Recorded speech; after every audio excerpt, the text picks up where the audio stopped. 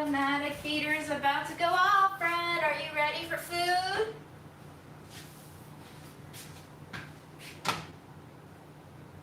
Are you gonna be ready for food, Fred?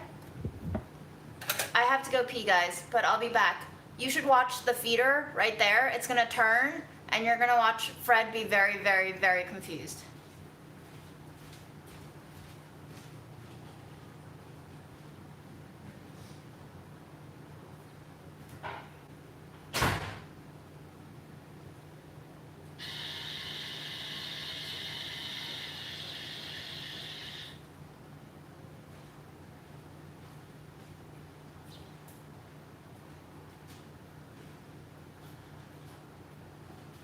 Hello.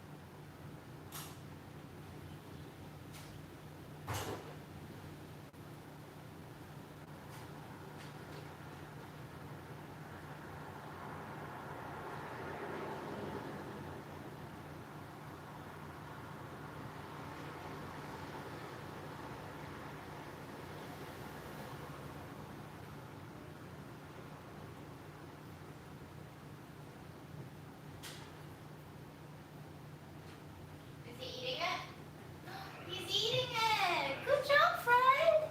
Yay, Freddy! Aww. Good job, buddy. Yeah.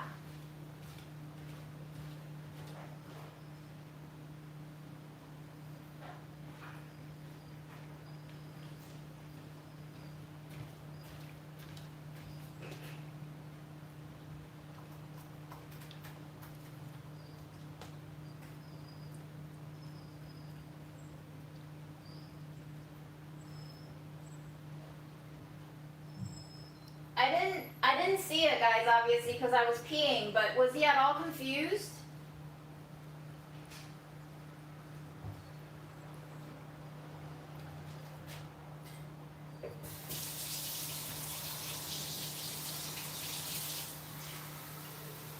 June, can we eat now? Yes, let's eat. Okay.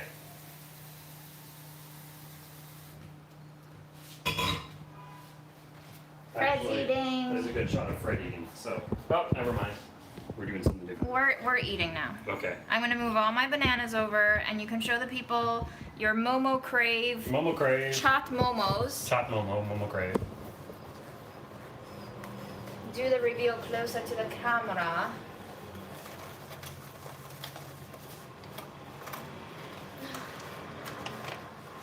Wow. I believe these are fried momos with little like bits on top, and then there's like a sort of Crunchy yogurt bits. dressing on the bottom. And it smells so good. It smells like tomato salsa Indian food. And that's without the sauce. That's without the sauce. Here's the sauce. More wet sauce, and here's more like kind of like tomato, onion, parsley. It looks like sort of like a salsa-esque thing. So I've never thought about how similar sometimes Indian food and Mexican food can be too. Mm-hmm. I'm gonna pour it on.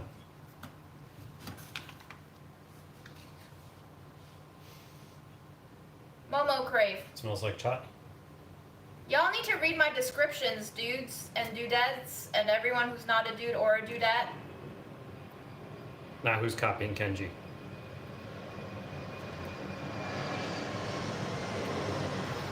I'm not copying Kenji.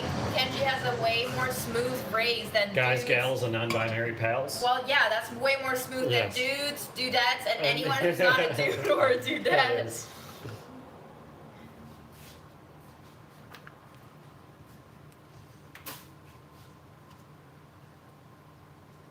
Flingy everywhere. There you go. All right, enjoy, Aaron. Thank you. You're gonna try though, right? Mm-hmm. All right, try. You try first, though.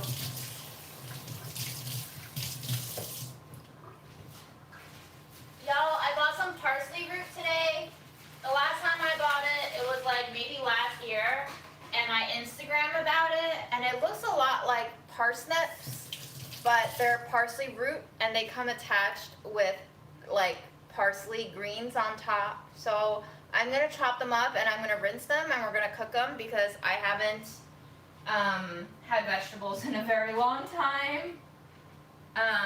So they're very big, as you can see. It's like it reaches down to my butt all the way to my neck. It's a very long plant. Getting a photo of these beautiful moms. Moms? Mm-hmm.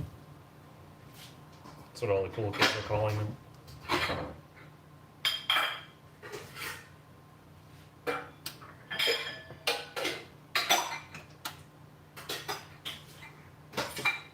Okay, taste.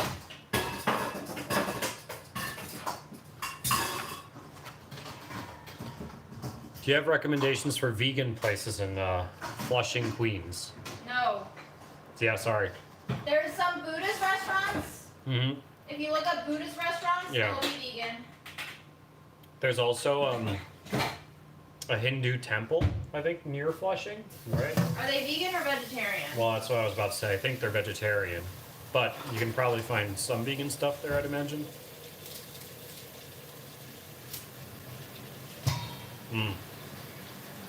This is awesome. Oh, this chaat sauce is amazing. I gotta find a way to use all this sauce after we're done. Man, MomoCrave are brain geniuses over there. They're really innovating in the Momo space. They're disrupting the Momo space majorly. Oh my god, Aaron. Mm-hmm. Don't even. The thing about parsley root, guys, it's very, very gritty.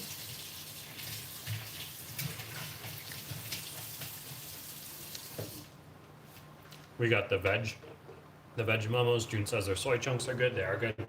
Yeah, this is all around an awesome dish.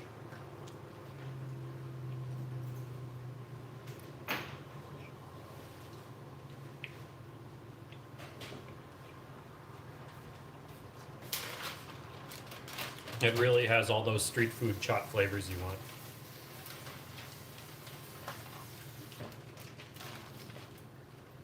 Vitamin check. Not yet. Lori, I missed out. It sounds like some sort of very sad thing happened to you. I hope you are taking care of yourself in this time. Okay, I'll give you some now. You don't have to. I'm not ready yet. Keep eating. Sophia likes the shirt and color on you, Aaron. Thank you.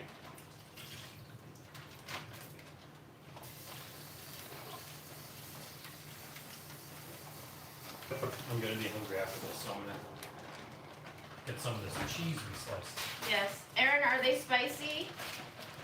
No. Chaat stuff isn't super spicy. It's just sort of like, a lot of different flavors. It's like snacky.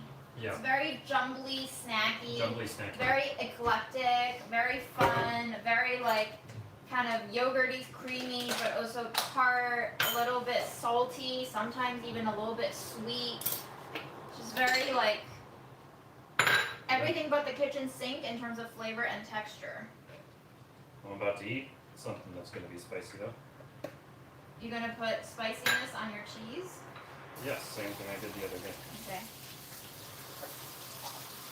This is the cheese June desperately wants me to eat because she hates it. I really don't like that elderflower French cheese that we got, guys. It's so fancy and I really don't like it. It's so smelly too.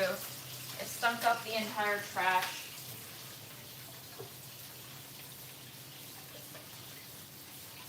French cheese, an elderflower cheese, and just gonna murder it with the Trader Joe's fried. Are they fried? Probably. Crispy Thai chilies. Oh wow. You're making a chaat of your own. Sort of. Except no sauce. Just this. I like the cheese more than June, but it could use a little extra boost. Yeah, it's a little disappointing on the flavor front, honestly. Mm-hmm. Oh, nice. So yeah, really just an excuse to eat these chilies. Hope you're feeling better today, Aaron. Was I not feeling good before? I think they mean another Aaron. You too, June. Oh, maybe it's you. I think you were talking about your anxiety last time on stream. Oh. Oh, whatever. I'll live with it.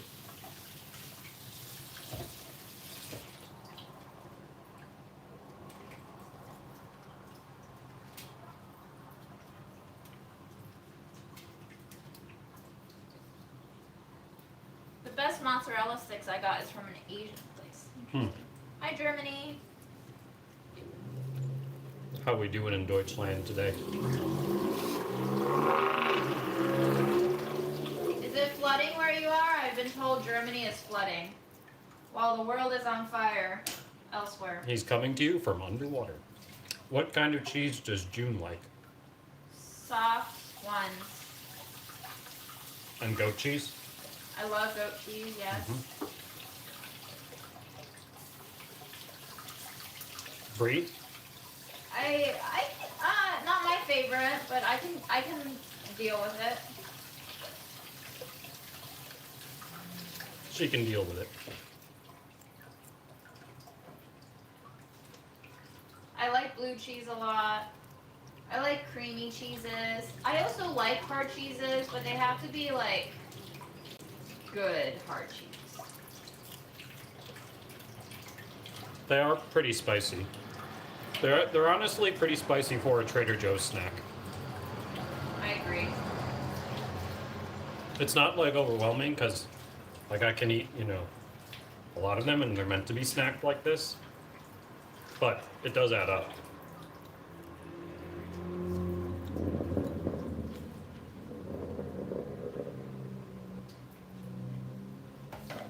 Have you tried Takis Fuego? Of course I have. I've tried all the major Takis flavors. I love them. June really likes the zombie Takis. No, Halloween. guac. Yeah, don't they call them zombie? No, zombie's a different one. Oh. Guac Takis. Guac Takis are really good. I didn't think I would like them as much because they're not spicy. But damn, they did good on those. June got the parsley roots at a farm market where one gets good, fun vegetables And they like gave that. me stickers. It made me so happy.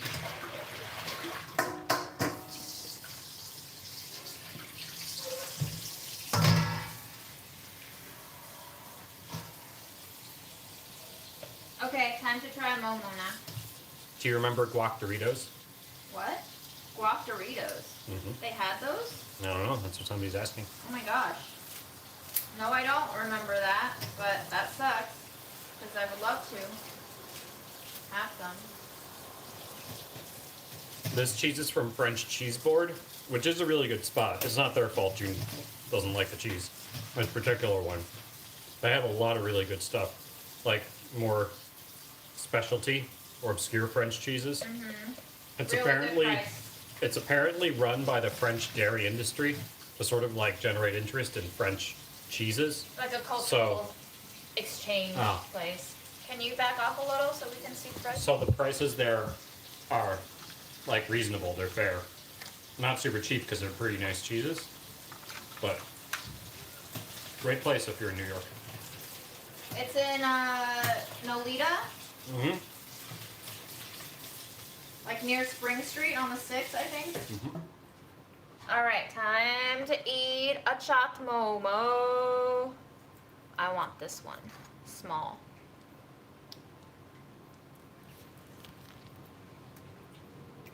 Mmm. This is really good with the vegetarian filling. Yes.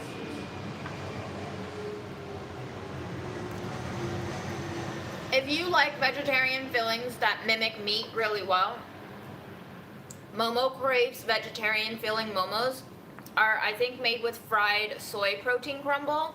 And so they really do mimic that kind of sponginess of ground meat really, really well. The first flavor I had in my mouth was like a fresh, sweet tomato, almost like a Chinese tomato and egg kind of tomato, where it's a little bit sweet and a little bit eggy.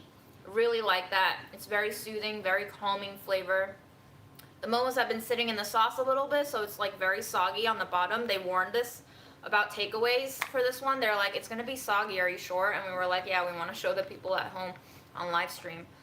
But the top is still pretty crunchy, and you have the little tiny fried snacks, the little like stringy pasta looking things. They're really, really nice. There's like a lot of nicely deep, oily fried flavors, but it's tamed back by that clean, fresh salsa taste. And the yogurt sauce is just like really soothing. It's not rich. It's just creamy. If you can hear that crunch. Really good. I've had their sakuti, which comes with pieces of beef jerky. I've had their tandoori, where the momos come on a stick, and they're red like tandoori chicken. And those, I believe, are also like really fried, and they're just so delicious. MomoCrave. My favorite momos are still at Fayul, but as far as innovative momos go, MomoCrave does it like no one else. Done? So good. No. Okay. Fred, why do you always leave a little bit? All mine. I just want to show you. Fred is always unable to get like one corner of the food.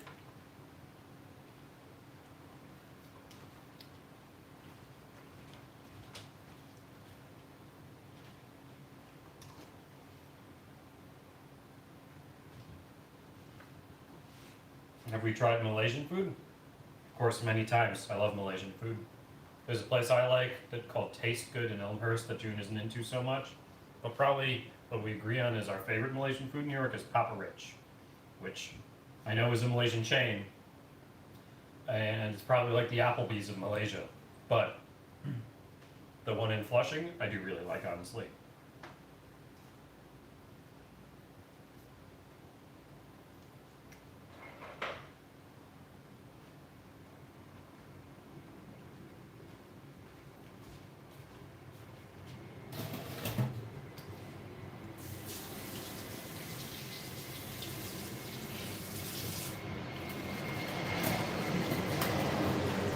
I've got to go to Penang. One of the biggest food paradises in the world, I've heard.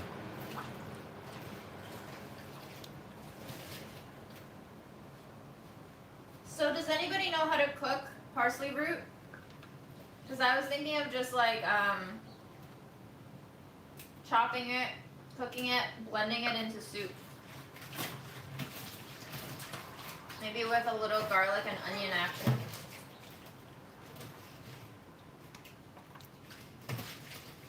Linda, you've been here since the start. You know what she got at the farmer's market. I've seen you commenting all the time.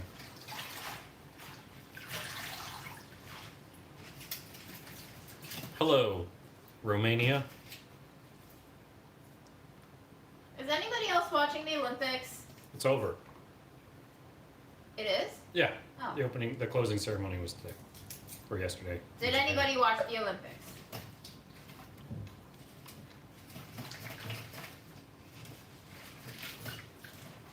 I was watching the 14-year-old diver from China yesterday, and how crazy it is that she got like 3 rounds of almost perfect scores.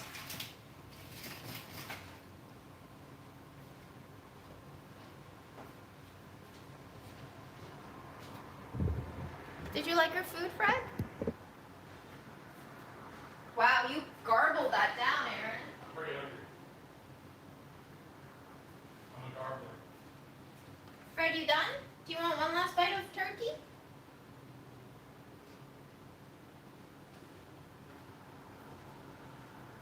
Good job, buddy.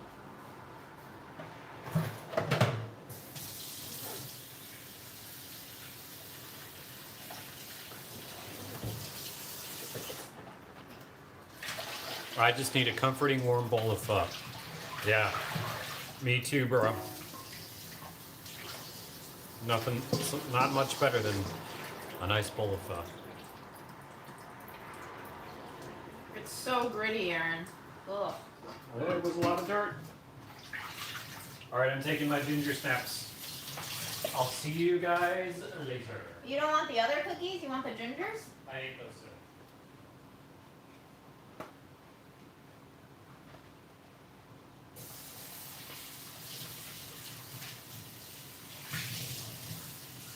Delish might have a pho recipe. You should Google it. I'm sure you'll find it if there is one. So because it is so, oh Fred, you made such a messy mess, boy.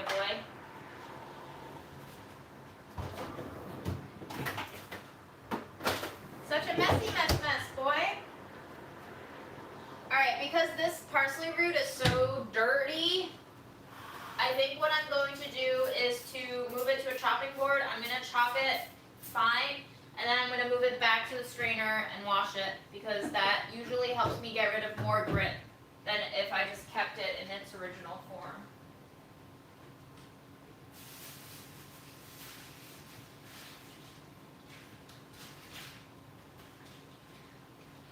Aaron and I are kind of wiped today because we spent like 3 hours cleaning the house. But at least the house is somewhat cleaner now, so there's that. And I went to the farmer's market to drop off compost, and I saw parsley root, and I was like, yes, let's eat some vegetables. I also got a bag of kind of discounty Golden Delicious from Maynard Farms for $6. It's not really like grocery store discount prices, it's more like farmer's market discount prices, but whenever I can, try to buy from farmers markets.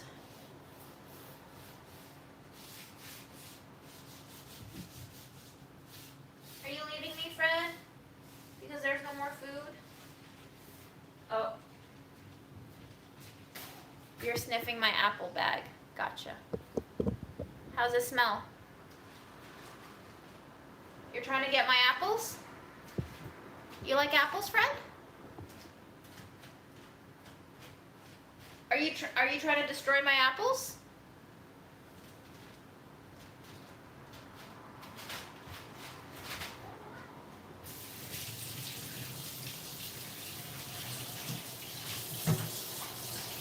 Hello, Canada. Sophia, what's plant-based chicken burgers made out of? Are you pooping?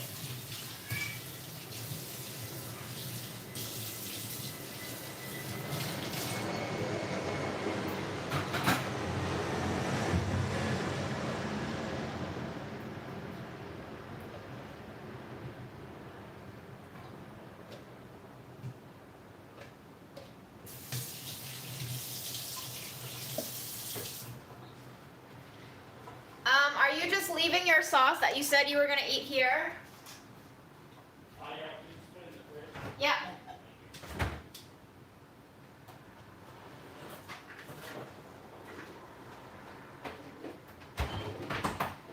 Y'all, I'm not proud of it, but last night I was like getting kind of stressed, and then I started binge eating my dates. So that's all the dates that's left now. I also finished like a quarter container of a 2-pound jar of almond butter. So that's how my night went. I'm not sure what's causing the stress, but I think the next 2.5 weeks will be a lot of video shoots for me, and I'm just feeling very, very, very, very, very overwhelmed. And there's also other projects too, along with union activity, and I'm just like trying to breathe. Willie, the meaning of life is what you make it, my love. I don't know. That's for you to decide.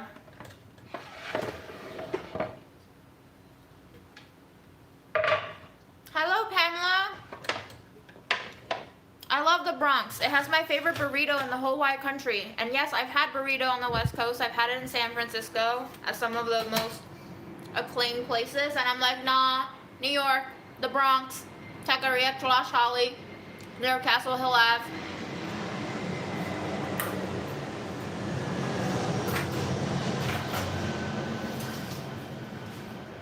New York, baby.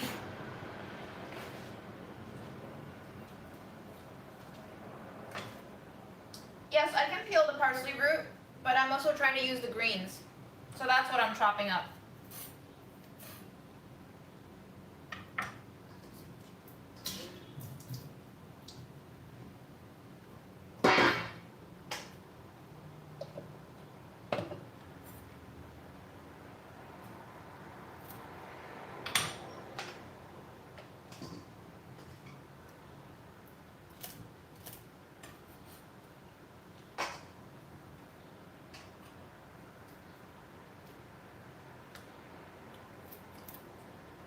LOL, Nate. It is the best burrito I've ever had in my life. And it is also the most beautiful burrito I've ever had in my life.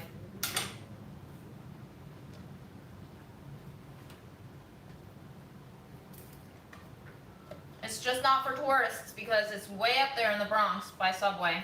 It takes me like 2 hours to get there.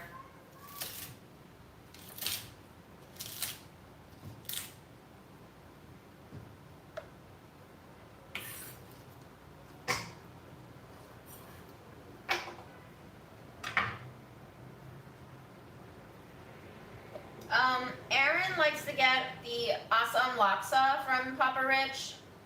I love their rotis. If you go, you must order their flaky ass rotis. It is some of the best, most addictive rotis you'll ever have in this lifetime.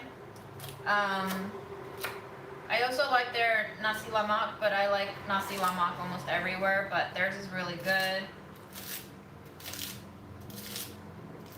But the roti is definitely a standout.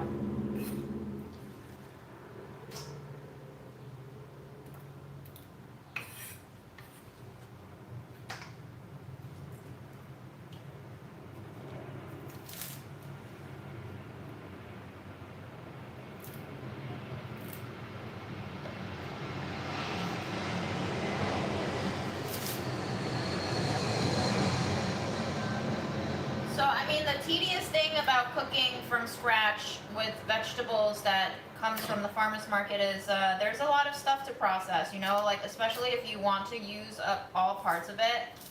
I'm picking through the parts that don't look so great. I'm rinsing it 5,000 times to get all the grit out. But like, I also do feel like this is the way that most of us, if we have the luxury of time to do so, should get used to cooking this way because we've gotten too used to just opening up a bag of turtle chips and calling it dinner.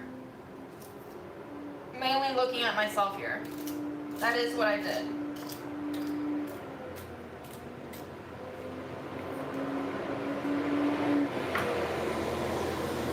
Yo, it is so loud.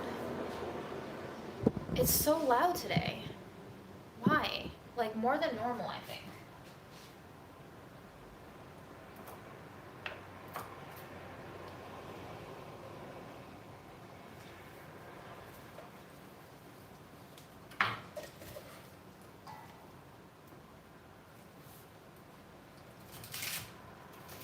How's the weather where you guys are? We're having a really nice day here. It was like kind of raining a little bit, but for the most part, really nice and cool. Nice breeze coming through. Really enjoying this break from our summer heat.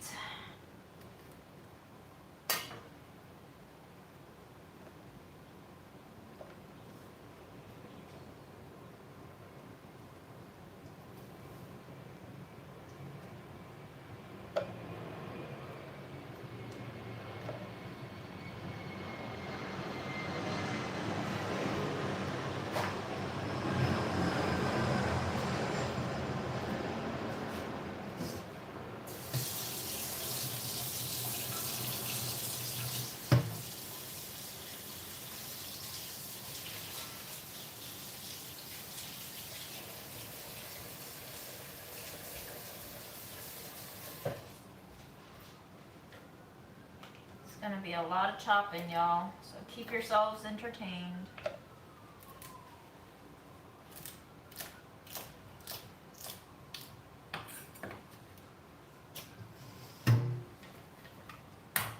Oh my gosh, I wish I had chestnut trees accessible to me. That sounds like a dream.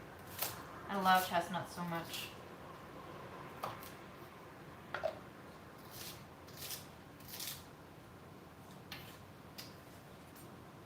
I'm thinking of putting up another book for auction. Does anybody have any organizations that you feel very strongly about donating to these days?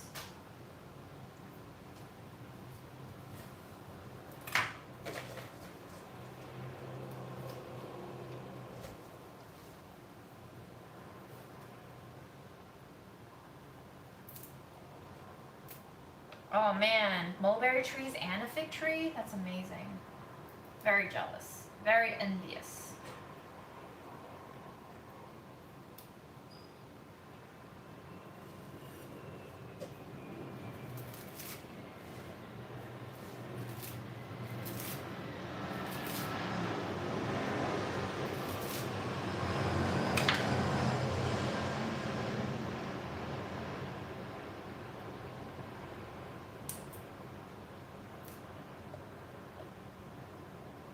Yes, food not bombs. Linda, were you the one who recommended that the first time? I feel like somebody on a live stream did recommend that one. I do feel like there is a high probability that the soup is going to end up gritty anyway, but I am determined to make it work. Probably won't kill me.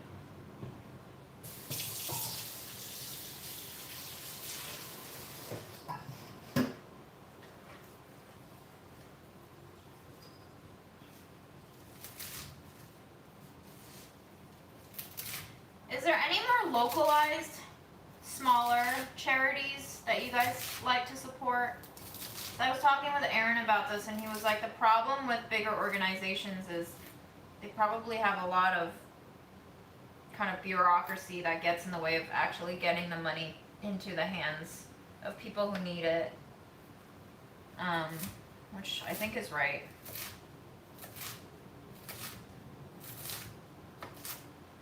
I'm not saying they're bad organizations, I'm just saying they probably have more overhead costs and more people.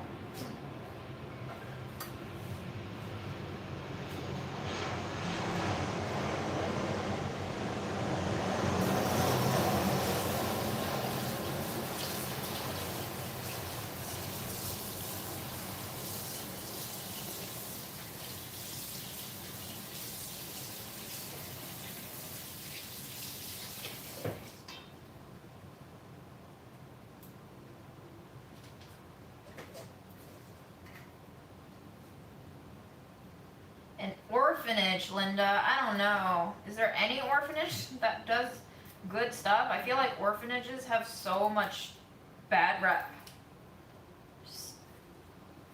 I don't know. I just feel like they've become the poster children of institutions of abuse. Sadly enough.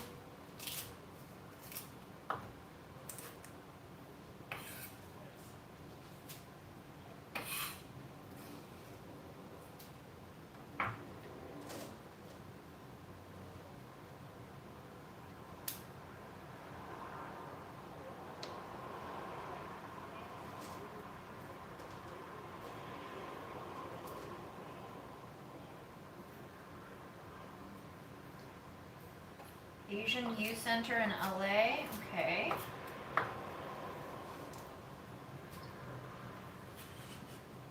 Does anyone have any environmental organization, Rex? Since we have like hellfire everywhere in the world now.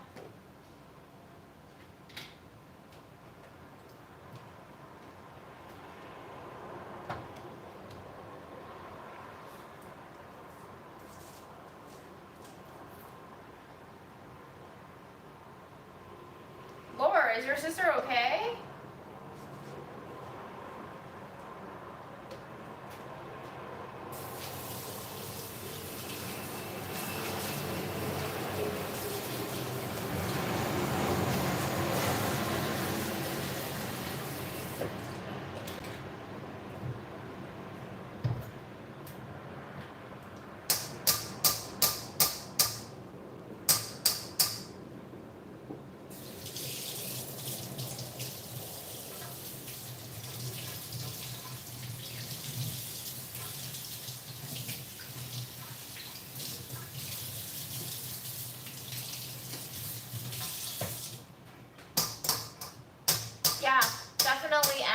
rescue organizations. What is the Waggle Foundation, Kirsten?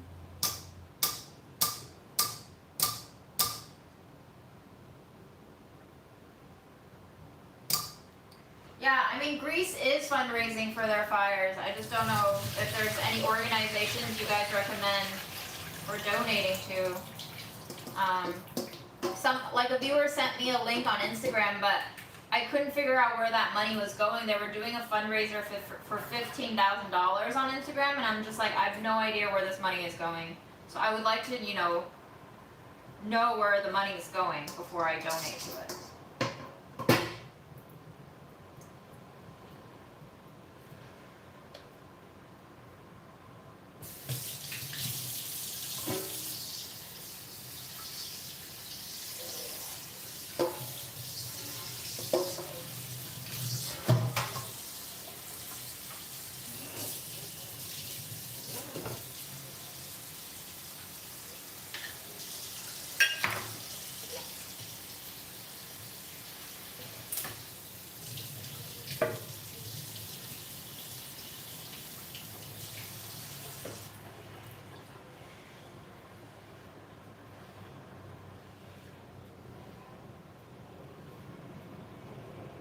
Yeah, there's literally fires everywhere. There's fires in California, there's fires over the Middle East, there's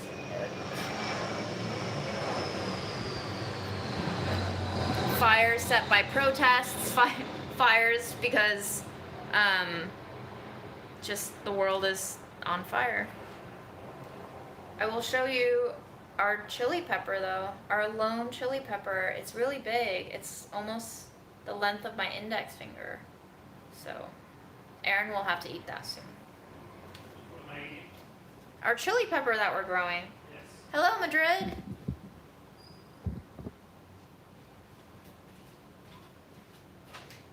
I'm going to start chopping an onion and some garlic up while I let this soak.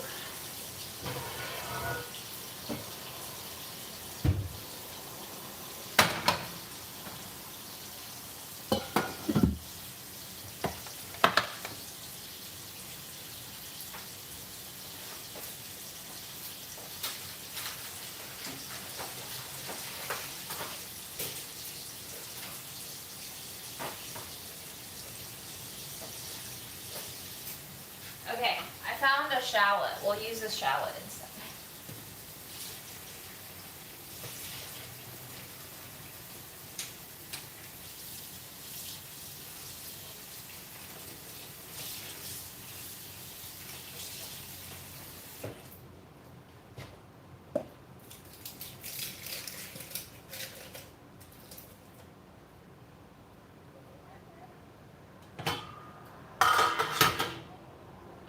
Why? What's wrong with your Brussels sprouts? Why are you trying to save them?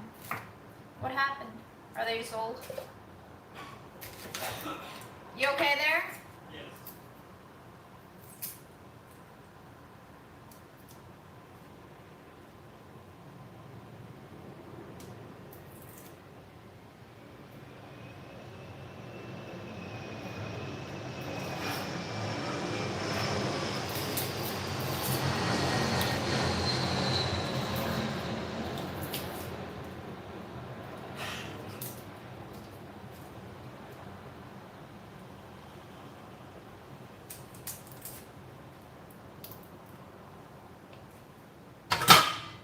Yeah, Laura, somebody sent me an image on Instagram of like just an entire mountain range covered in glowing fire, and I was like, yep, that looks like hell. I guess that's where we are now.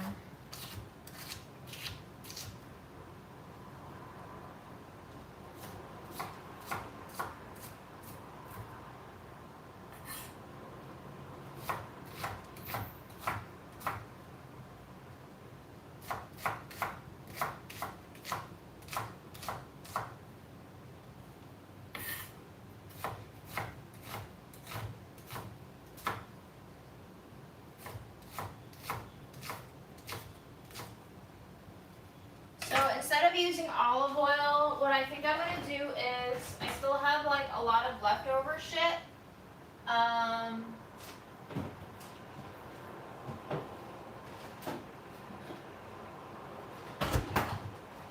made some sweet potato gnocchi that was a maple bourbon bacon fat sauce. So I think I'm just gonna use some of this.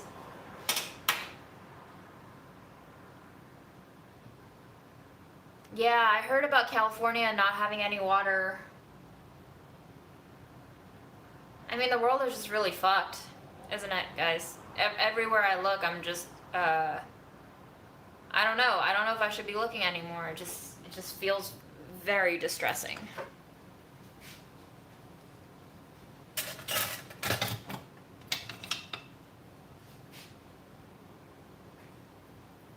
Like, the world is fucked up, but we gotta live, right?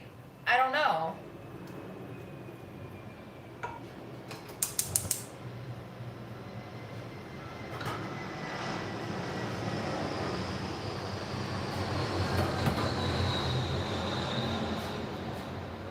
Some viewers have commented on how wasteful I am with water, and I've started like collecting my hand washing water in the bathroom to flush my toilet with. I remember when Aaron and I were staying at a hostel in Japan when we were traveling there a few years ago. They used to have this amazingly smart contraption on the toilet where the hand sink would be right above the toilet kind of water tank, and basically all the water that you used to wash your hands with would drain into the water tank, and that would be the water that you then flush your toilet with. And I was just like, wow, every single toilet in the world that flushes with water should have this contraption. I don't know why we don't. It's really dumb that we don't.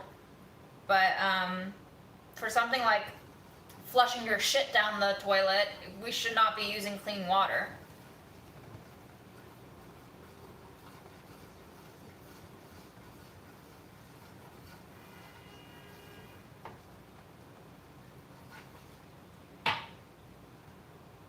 We're going to be experiencing all of this very soon. I'm sure of it.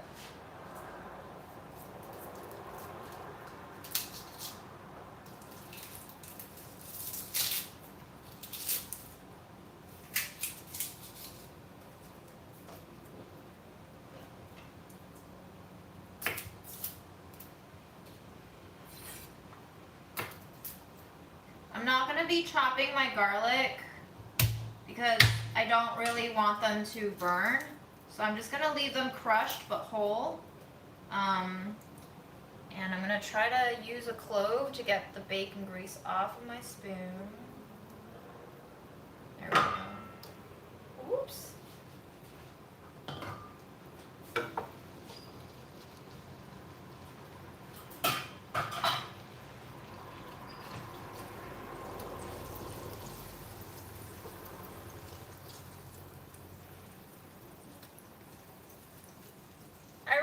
High school, we would have these projects all the time that kind of made us research issues in the world and made us come up with potential solves for all of them. And I'm just like, why doesn't the rest of our lives focus around those kinds of projects? Like, that should be a lifelong thing that we have in society, where we figure out how to deal with our shit. Now we just work in places like food media where we make food videos for entertainment while the entire world's on fire. It's not the worst job I could be having right now, but it's certainly not the most useful job I could be working right now.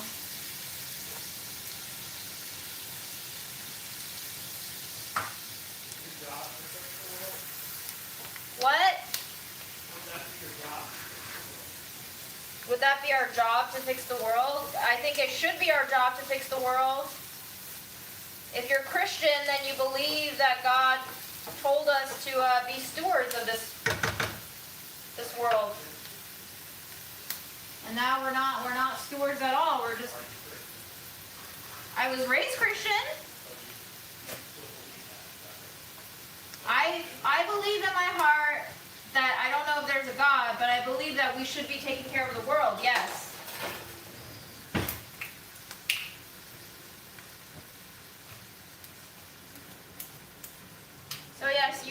you can peel it. It does peel, much like a parsnip.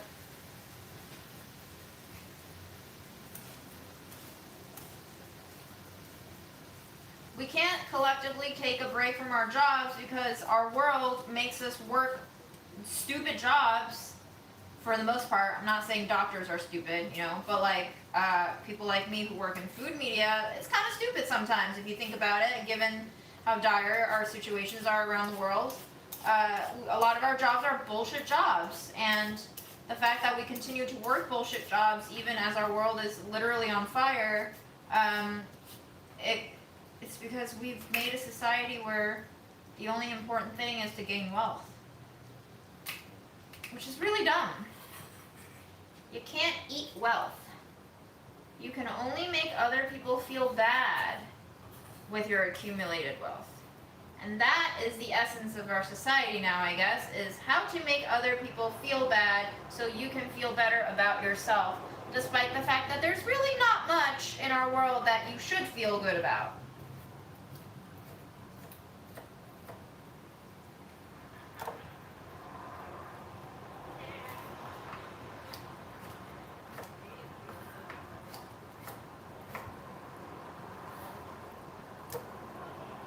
Like, why do I find it so hard to give money to people who need it on the street? I still have to like argue with myself sometimes before I give them a few dollars or even just a buck. Like, why am I so stingy? Like, what made me this way? You know, like just this kind of innate desire to hoard wealth has been kind of bred into us, and it's the only thing that gives us a sense of security now, and that's really fucked up. I'm trying to work my way through it. I'm not succeeding. I still feel shitty about it. And other people are literally suffering. And Aaron and I were taking a walk through Brooklyn a few weeks ago, and like he was talking about how we don't view capitalism as slavery, but basically if you choose not to participate in capitalism, you're basically left to starve. You know, like unhoused people, homeless people who are struggling. They chose in some way or another, I guess, or maybe they didn't choose, they just had no choice to begin with, to not participate in this machine of sorts. And they just have to like fend for themselves however they can. They're on the fringes of society, and they lead a life that probably none of us want to lead. I don't know, y'all. I don't know.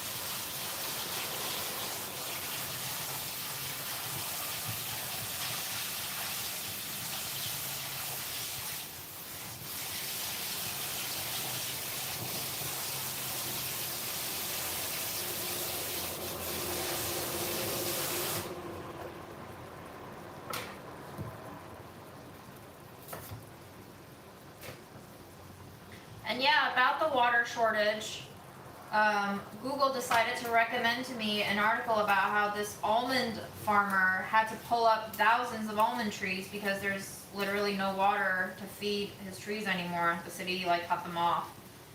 And how excruciating that would have been to just like see all these trees that took decades to grow into what they are now you have to like ruin your livelihood because there's no water, which we take for granted in a lot of places in the world.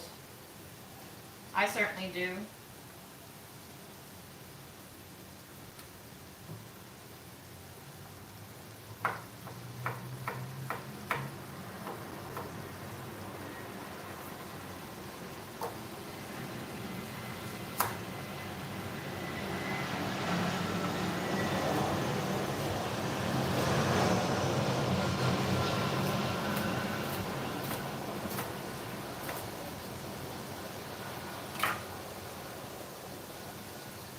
See, I didn't peel this one, and I don't know if you can see.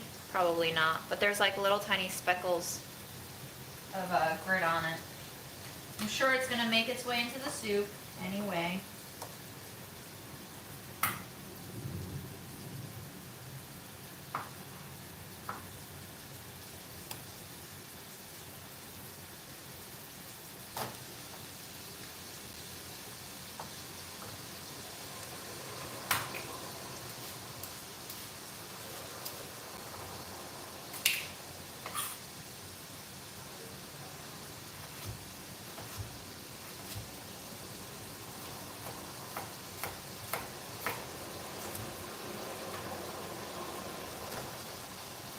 Hi, Marie.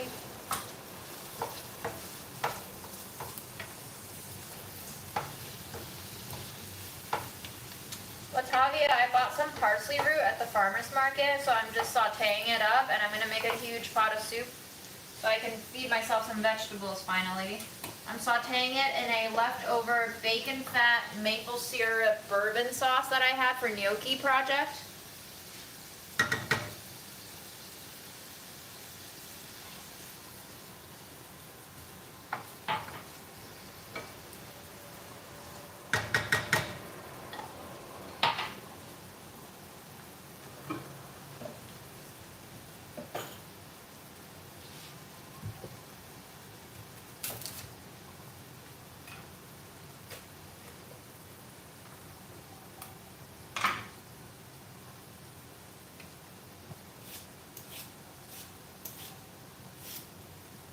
I really don't like peeling and chopping away the root ends because I feel like they're the most flavorful parts, but these are unfortunately just so gritty that I don't think it's gonna make the dish taste very bearable if I left them all in.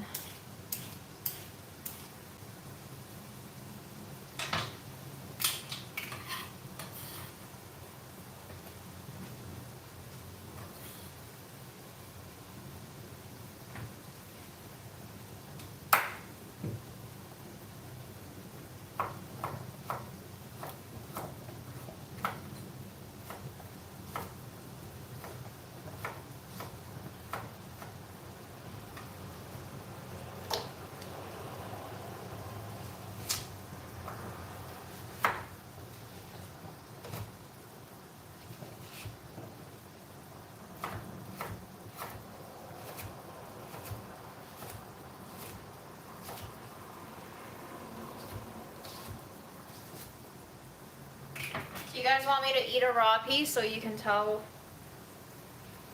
you can imagine what it, so it smells like a cross between a radish and a really sweet cooked carrot.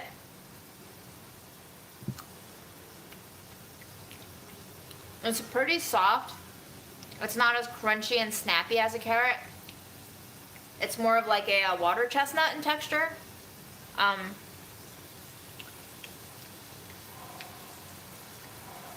It almost tastes a little bit like fatty, creamy, not in terms of mouthfeel, but just in terms of the flavor. There's something like almost animal about it. Herbaceous, obviously, because it's parsley, but it tastes a little bit like,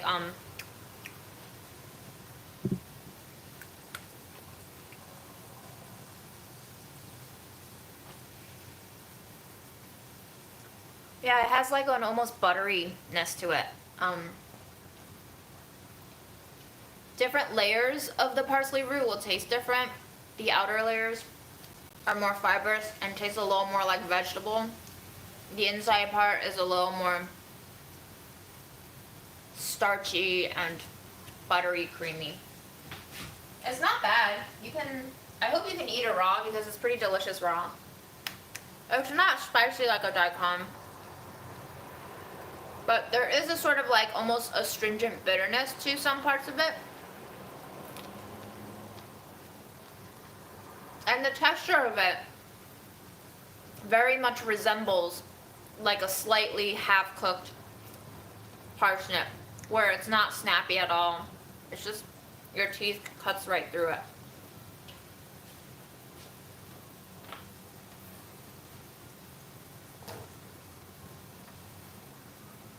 I don't know how much bourbon I put in this sauce, but I can smell it.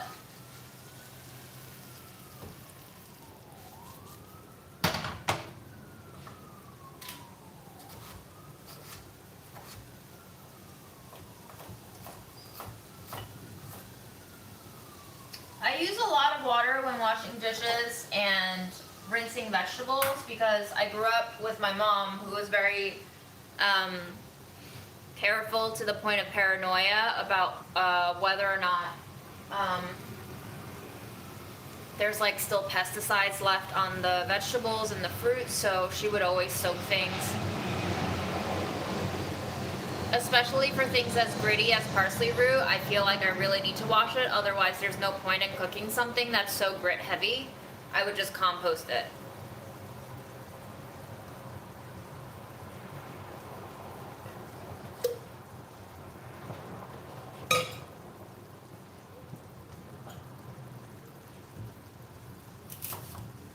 Like, I bet this part is really delicious. It's just so much grit is in there. You can see the grit trapped inside. There's like black bits, so. It smells really good though. It smells like parsley. Really fresh parsley, pungent ones.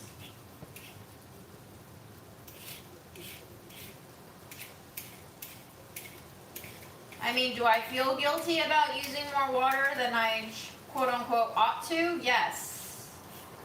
But I feel guilty about a lot of things, guys.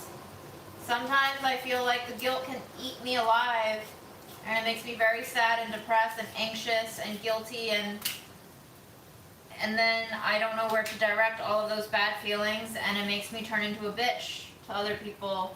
So I'm trying to control my degree of guilt, because it is just sometimes one of those things that you can't really control. Everything is kind of cost-benefit analysis, and at times it just feels like you don't have a choice where you feel like a winner. You just have to go with the least painful one, you know? It's definitely similar to a parsnip in terms of looks, but I wouldn't say it's too far from a parsnip in terms of taste, but not quite a parsnip. I feel like parsnips are sweeter, much sweeter.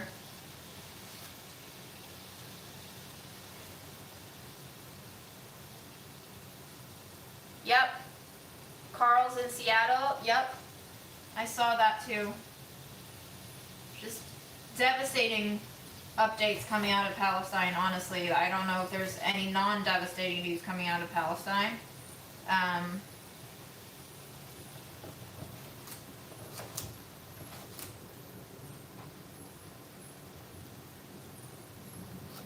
I'm very curious if we start talking about Palestine on the stream, if they decide to demonetize this more.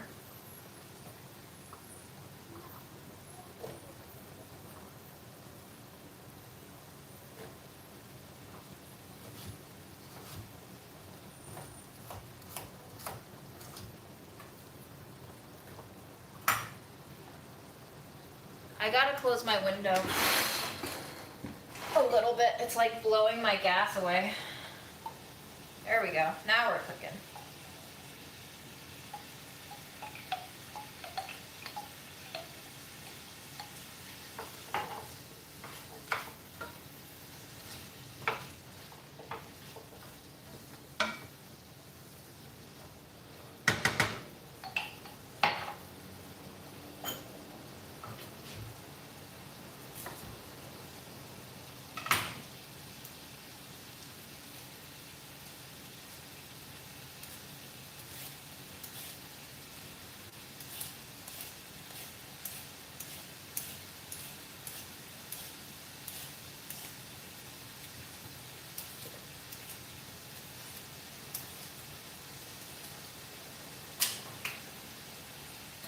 just to give you guys an update, Erin is doing more research on live streaming from Twitch, so that might happen soon.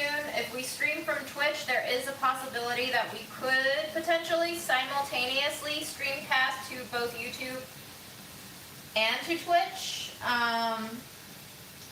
But the Twitch content will be a little bit different. I think the Twitch content will be more of like us watching videos with y'all, or me playing video games, which I don't know how to do, which if you ever want to laugh at somebody who doesn't know how to play video games, I think Twitch is going to delight you to no end, because I delight me to no end when I play video games. I'm always surprised at how much I absolutely suck. If you enjoy watching someone shriek out of terror and joy at the same time, that will be me. So we'll figure that out. It'll be a new side of content, potentially.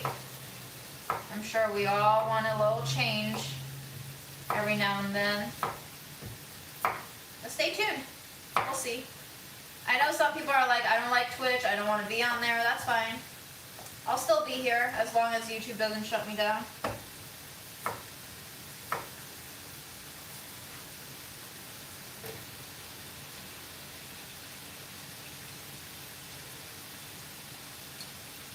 Hi, Pet Corey. I'm sorry, I don't know how to say your name properly.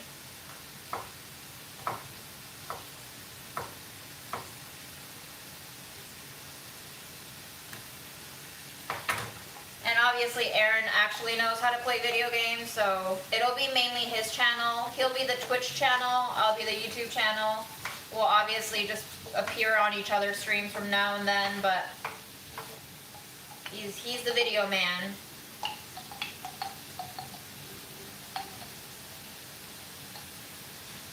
Look at the lusciousness of the sauce inside this container. It looks sexy. Real sexy. Oh, cutting board? I put it on the flame. I thought I was drying my cast iron. I wasn't. I was actually just burning my cutting board. And now it's burnt. Still using it. It's still usable. Alright, time to flavor this baby up. A little coriander.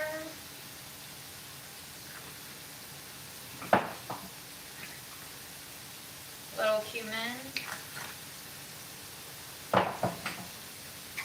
Little smoked paprika.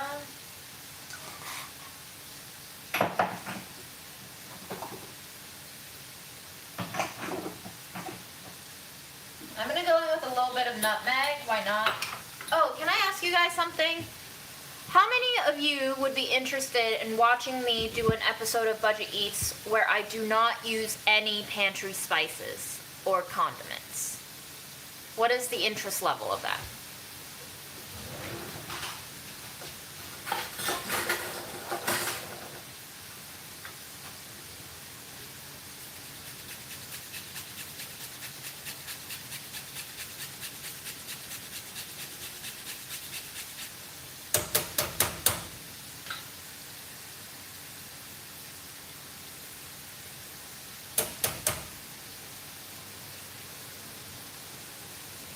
The rules will change a lot, obviously, because I won't be allowed to use anything that I do not buy.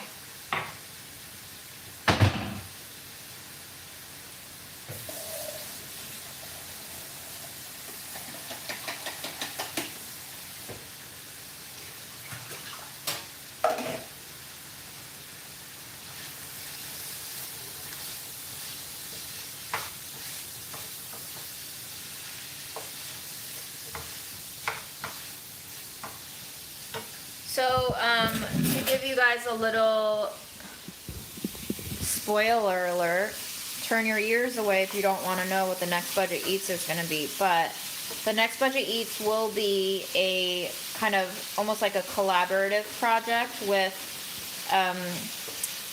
the food share of South Carolina, and they reached out to me saying, would I be interested in doing a Budget Eats where I feature one of their grocery boxes, and their grocery boxes are priced really reasonably for folks who are on a limited income or just low income or even no income, and for folks who especially have to live off of the SNAP program, formerly known as food stamps. And I've been talking with them about what those boxes look like and how most people supplement them with food pantry boxes. So a lot of viewers have been asking for a food pantry box episode. Obviously, I'm not going to a food pantry to get a box because I'm just going to basically mimic a food pantry box by buying those ingredients. I'm not going to take precious resources away from a food pantry. That doesn't make sense.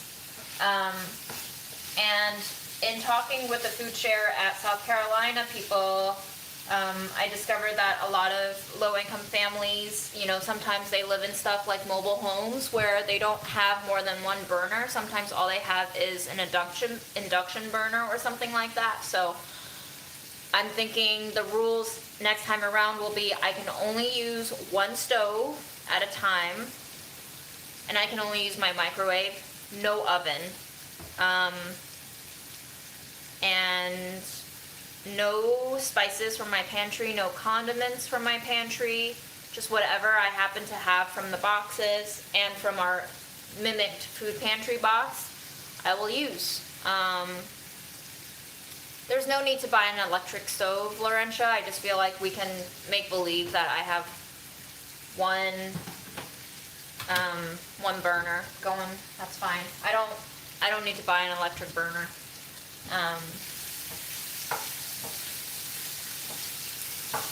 Salt and pepper, I don't know. I guess I can do that thing where, you know how pre-pandemic you saw a lot of those videos where people like live on $0 a day and they just live off of food samples and they snatch like sugar packets from Starbucks and ketchup packets from McDonald's. I guess I could just end up using like all the free packets of condiments in my fridge and pretend that I, you know, grab them from stores. Obviously, I'm not going to use a shit ton of them because that's not realistic. I feel like it would be a really embarrassing situation where I'm just like shoveling packets of ketchup from McDonald's into my bag without buying anything. So, the seasonings will be limited, but you know, I think it'll kind of open up the possibilities of what you can do even when you don't have seasonings on hand. There might be cooking techniques where you can develop flavor in different ways, or this can just be an episode where we highlight the difficulties of being a food insecure household with very limited resources. You know, I feel like as a food media company, we may do like once per year PSA type projects where we're like fundraising for this and that, but like that's very short-lived, and it also creates this kind of like a class divide. Like we're the saviors coming in to help the poor people who don't have food on their tables, and I feel like it is perhaps, I mean, obviously I'm not food insecure, so in a way this is sort of still simulated and fake, but I think to immerse myself into the conditions of what it would mean to be in a situation where I just don't have the pleasure and the luxury of using all that I have at hand, and to kind of be constrained in that way could be one, enlightening on top of the usual Budget Eats entertainment that brings to folks, and could be really useful and informative. Maybe I'll find out something about cooking with such restrictions that I never thought about before, you know, like the whole thing about Budget Eats is I'm learning with you as I go. Because I'm using a very limited set of ingredients, I don't know how things are going to come out, and obviously I'm not going to retest these recipes as I go. I'm just cooking for myself as I go. To eliminate the kind of endless plethora of condiments and spices I have at hand will be a very interesting divergence from the current method of Budget Eats. I'm going to try a piece.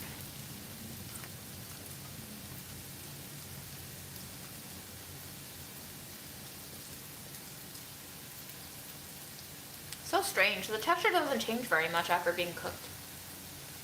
Hello, Norway. Yeah, college kids throw out a shit ton of stuff, Linda. How is there still grit in here? Jesus Christ.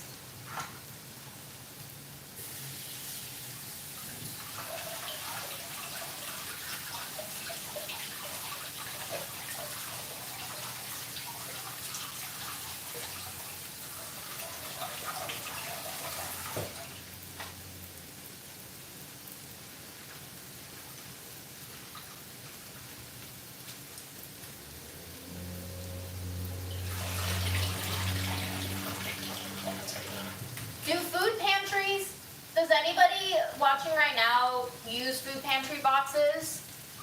Like, do you ever get seasonings in your food pantry boxes? Do you ever get stuff like salt and pepper?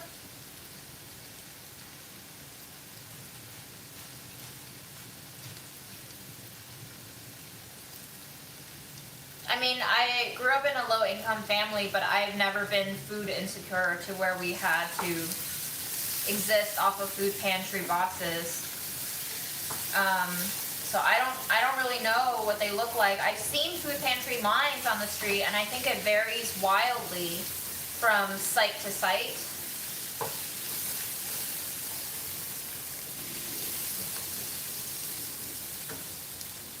I've never been to India, no.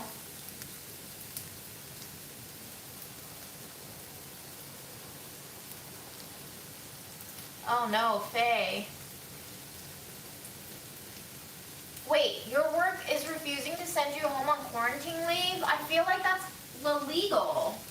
What state are you in?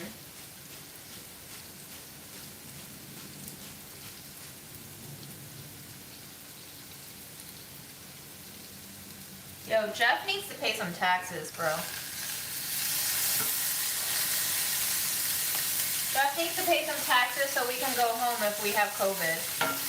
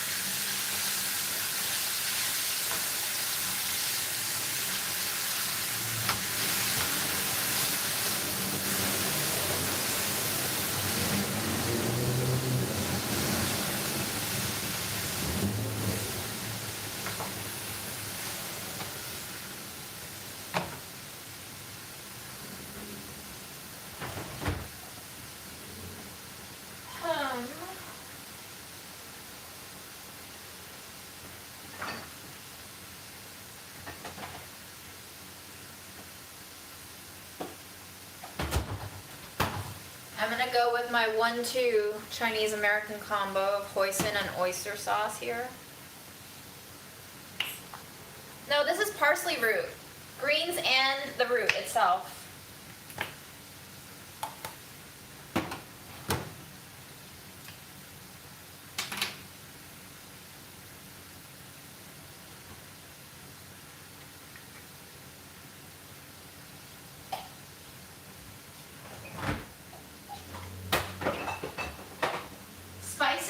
Truly so crucial to making food taste good that I almost feel like I should do a call out at the end of Budget Eats this round and be like, food pantries, gotta start factoring in some spices into your boxes, you know?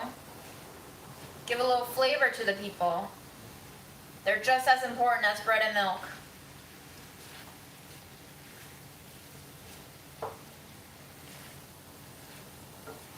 Hoisin is, I'll read you the ingredients, but it's very sweet, it's very salty. It's not a type of soy sauce. It's more gelatinous. Soy sauce is very liquidy. There's sugar, water, soybean, salt, sweet potato, modified cornstarch, sesame seeds, garlic, wheat flour, chili pepper, spices, caramel color, acetic acid, red food coloring, potassium sorbate as a preservative. It is vegan.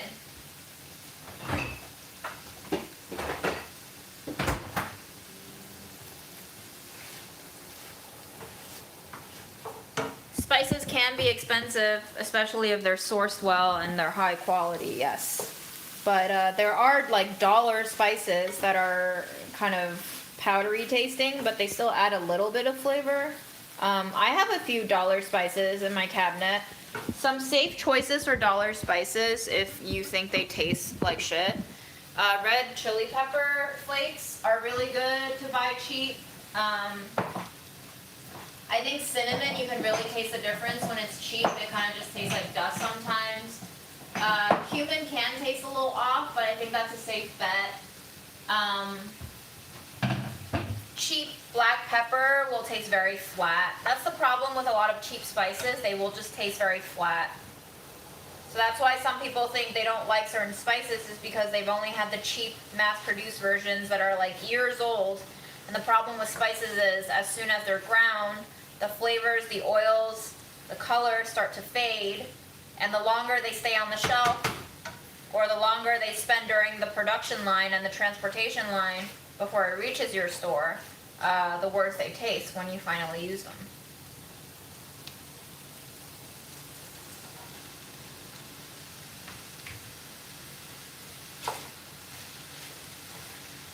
Hoisin sauce, I mean, it's used in a lot of stir fries. It can be used as a dipping sauce. It's just like, I think of it as like a sweet Chinese barbecue sauce almost. It can be used as a glaze. There's no dictation for me in terms of where you can use spices and condiments. It's just, you decide. You're the chef. You decide where you want to use it.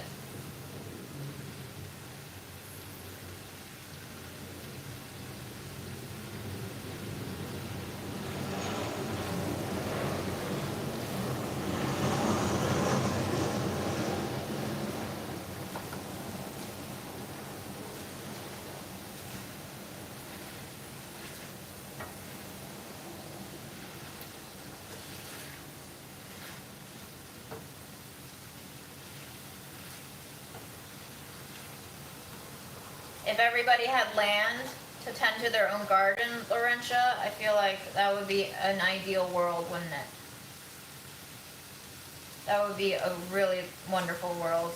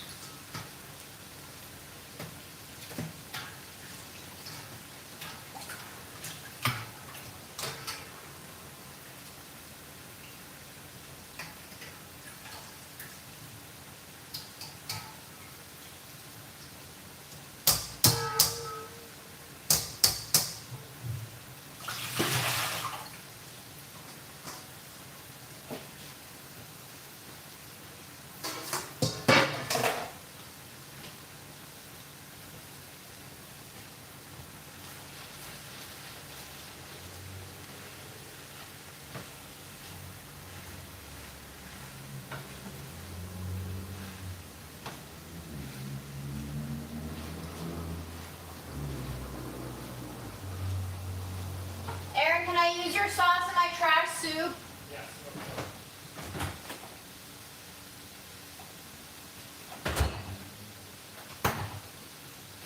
I'm gonna put Aaron's lunch sauce in here.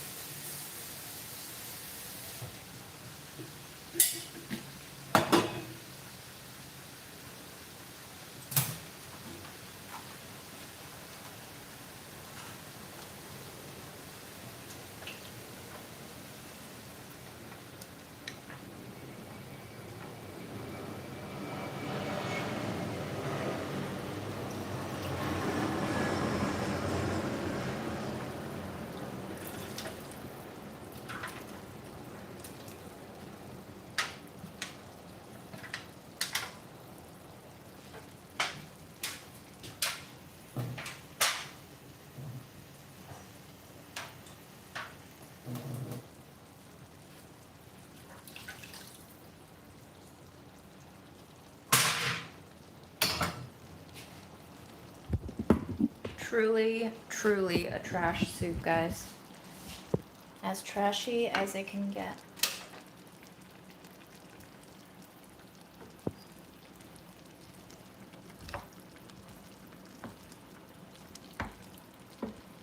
Who knows? Maybe I'll stir some yogurt in it later to really complete that creamy feel. I do think it's going to be quite gritty, so we're going to have to immersion blend it really well so that I don't have to taste the grittiness of it all.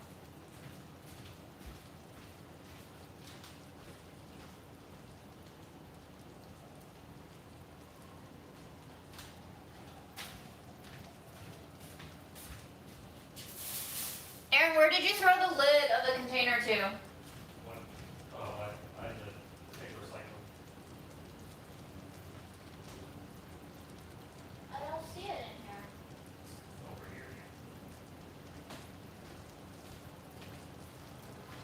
Oh, I do it.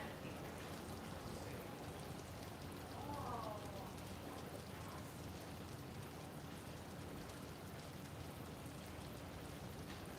Guys, I do think Fred is gaining some weight. Like, he seems chonky. I think it's okay for now, but I do wonder if we're feeding him too much.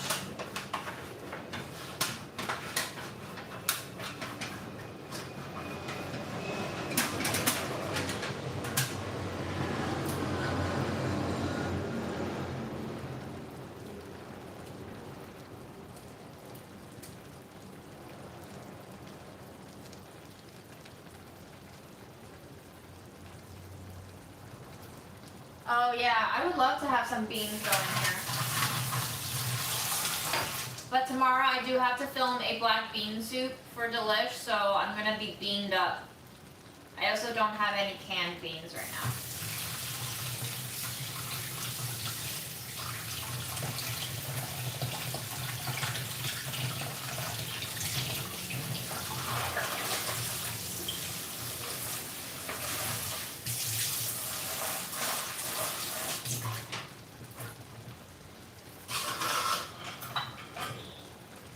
I will say though, guys, I'm very disappointed. I saw these almonds. They're called Guara almonds. I don't know if I'm saying that right. From Trader Joe's. And they were a full $1 more expensive than the truffle Marcona almonds. Except they look and taste exactly like Marcona almonds, which are like basically just blanched almonds. And Aaron really likes these. These are just extra virgin olive oil and sea salt. I'm not very impressed by them, honestly. I thought I was gonna have some mind-blowingly good almonds, but these are just like fine. They're just normal almonds, you know? I wish I had gotten the truffle one instead because I've never had truffle Marcona almonds, but I don't live super close to an Aldi. No. I can walk to one in like an hour and a half. I mean, don't get me wrong, guys. They're tasty. They're salty, they're oily, they're crunchy, they're nutty. But for the price, I'm just gonna stick with almonds.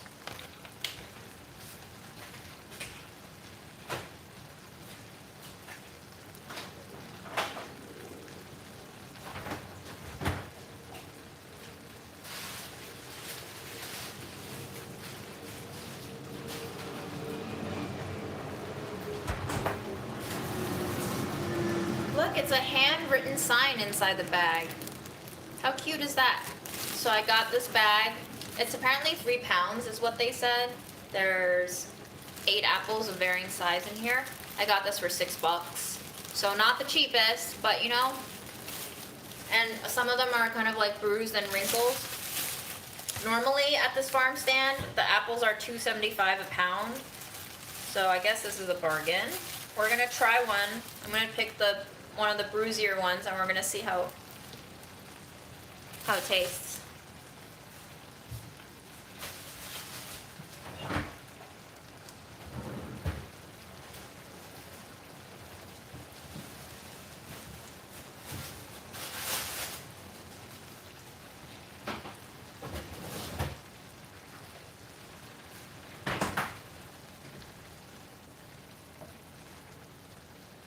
I do think we're gonna have to add some more salt in here. I don't think the hoisin was enough. Let's see what other flavors we can add in here. Ooh, I want to add some caraway in here. Guys, I don't know what this is gonna taste like. I just keep adding spices. Let me taste it first.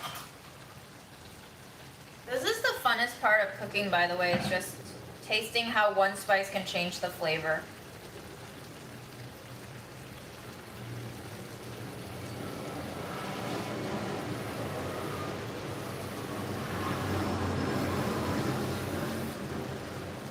Some greens. It's nice and sweet right now. We're gonna go in with some ground caraway. I think the caraway is gonna go really nice with that kind of like anisey taste of parsley sometimes. I feel like parsley can taste a little bit medicinal. Kind of like licoricey almost. I feel like that could be a nice flavor to go in there.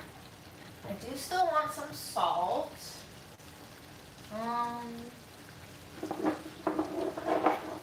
Speaking of shitty pepper, I'm gonna use up this really rank McCormick's that's been expired for like a year.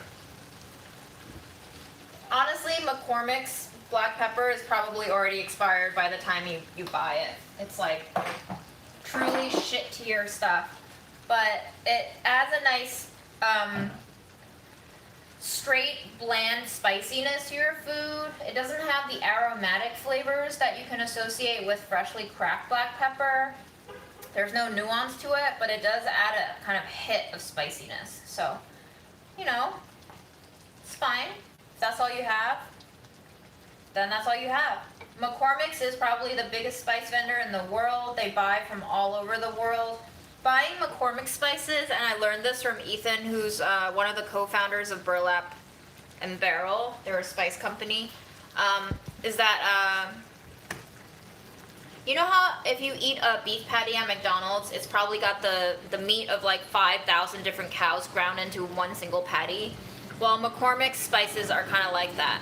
They will just kind of dominate the market, buy up all the crops from all over the world from different farmers, and they'll just process it all into one uniform product at their huge ass factories. So there's no like, you know, when you drink wine and you get all fancy and you talk about the taste of the land, aka the French term terroir, there's no terroir related to McCormick spices. But perhaps if you buy spices from smaller vendors on smaller scales who source their spices directly from single source farmers and pay them better, you might be able to taste the nuances of that place's crops. The difference between kosher salt and normal salt as far as culinary purpose is concerned is kosher salt is a little bit flakier.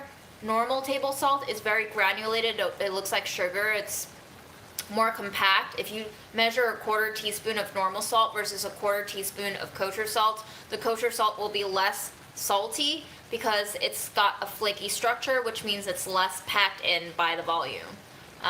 So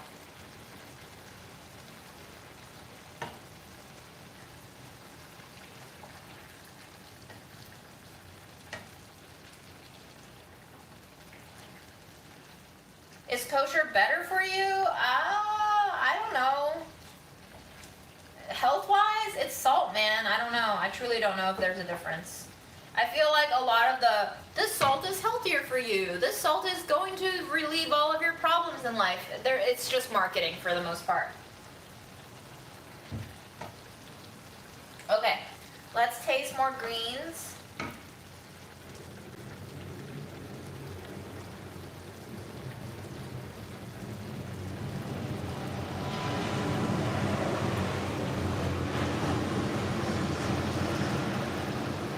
So kosher salt is the salt by choice in restaurants. When you pinch with your hand and you season by just a pinch and less scientifically so, kosher salt is easier to gauge the salt level of.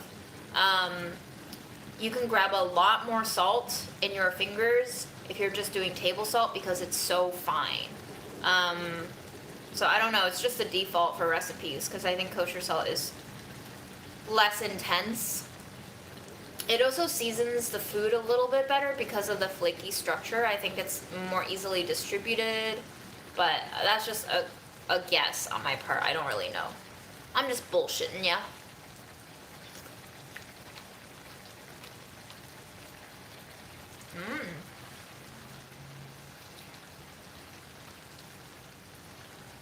Yeah, I think kosher salt did come from like being kosher for Jewish people, but I'm not sure exactly what makes it like kosher in terms of the kind of Jewish constraints regarding dietary ingredients.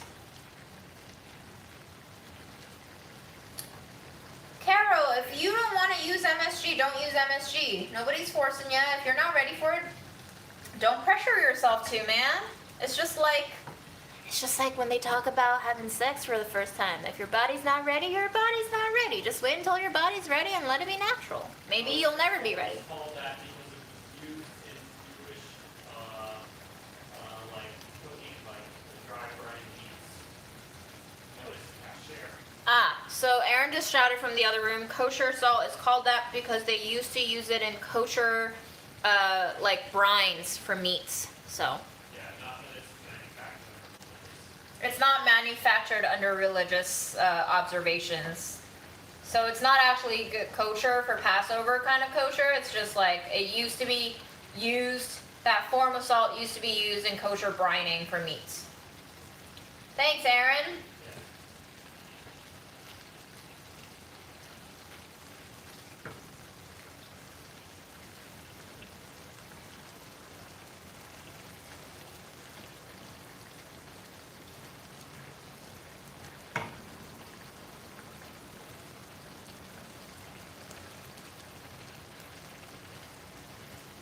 Hi, SG.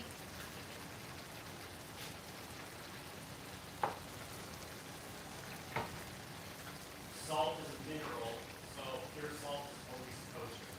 Salt is a mineral, so It doesn't matter how it's made.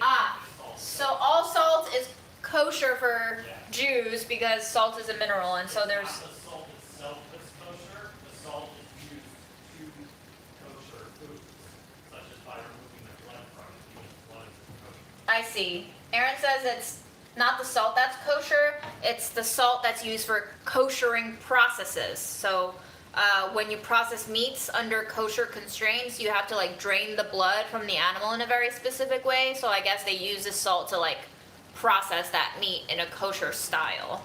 I don't know, guys. You tell me. Okay.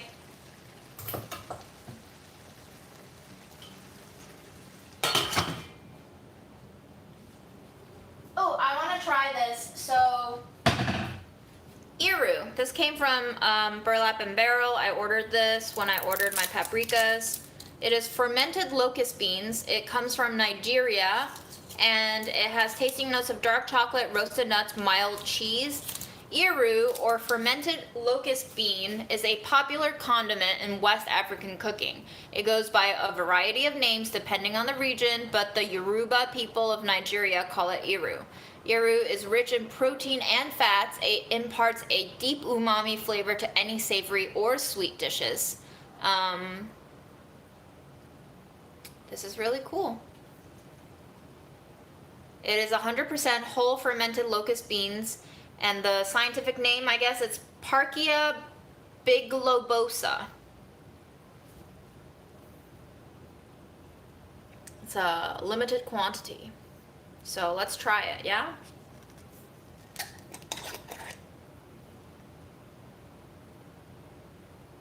I want to make mapo tofu, but I can't find all the ingredients. Well, just make a thing that's close to it.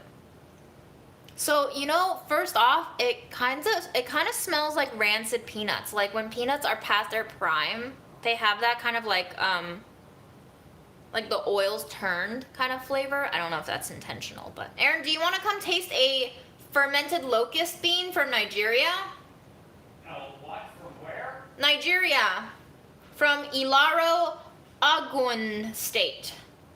Nigeria. I don't know if I said any of Where the that. hell did you get these? Burlap and Barrel. Oh, cool. It's limited quantity. I didn't see this when we unboxed that. Oh, here Here's one for you.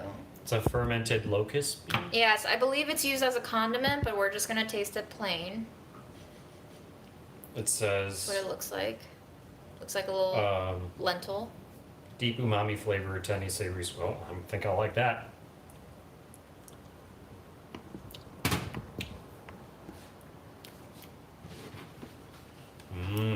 Okay. Yeah, that is very savory. That's pure umami right there. It's an umami bean.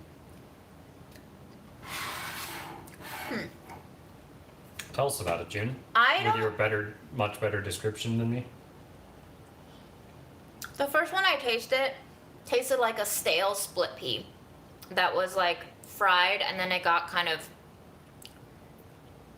humid, so the fried crunchiness went away. It's not really I liked mine better. impressing me on its own, but just like how the smoked paprika tasted like burnt rubber tires to me, it tasted really good when I put it into things. Yeah, I'm thinking like imagine this with the flavor bloomed in oil. It is- in the food. The first one that I got wasn't salty at all, but the Oh, mine second was one salty. that I got is so salty. You got a shitty first one, I think. It's a little bit bitter. There's a little bit of grit to it. I think I'm gonna pop a couple into my soup. Because it is salty, I think it's gonna be quite good. So I'm just gonna pop like 4.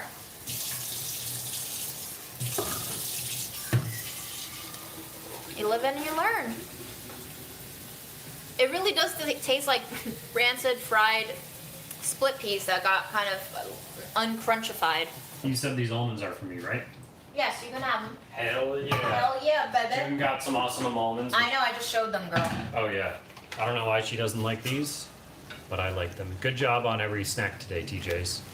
You're straight up fried chili in these. Has TJ's ever made a bad snack? What is your least favorite thing you've ever bought from TJ's? There was one. Yes, I feel like can't there was remember. one we hated. I know, so this we didn't try, but for some reason June and I watched like a few reviews of this. Their cold brew concentrate. Remember Yeah. that? That apparently is pure ass. It is liquid ass of a It's bottle. like cold brew coffee. It's instant cold brew coffee, which Yeah, oh means yeah, it's instant granulated yeah. like instant coffee, but it's The supposed to powder. be cold brew. And we watched some reviews, and people were like, "I hate this." I'm just gonna eat these also. I'm gonna cut Here. it. Here. If you ever can't peel, look, Aaron just destroyed the zipper part. If you ever can't find your fingering to peel this part because I this hate truly mine. Can't tore find my terrible, just take 2 sides of the bag and split it open. This is why I keep your own. I know. I don't like eating out of the bag anyway, so I'm just All right. Sharp knife, Andrea.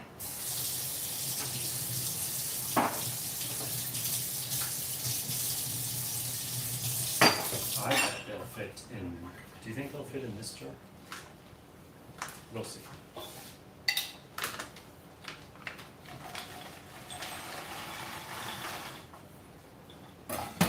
Oh no. Lost I'm eating one. that. I'm eating Yes, that. I know you will. Exact fit. That's a poop bag now. Yes, it is.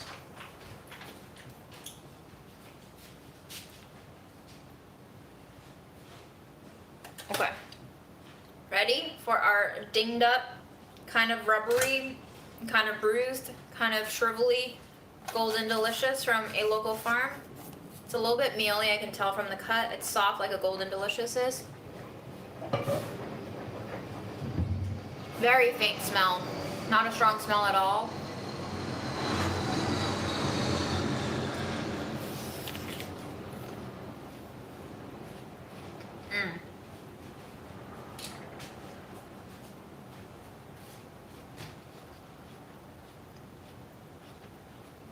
Even the so-called less desirable farmers market apples will almost always beat a grocery store apple.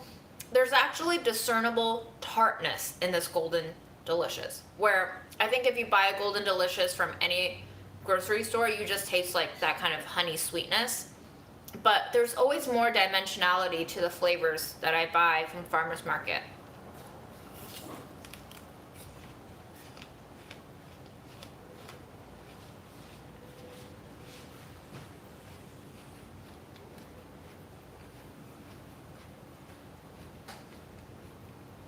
Mm-hmm.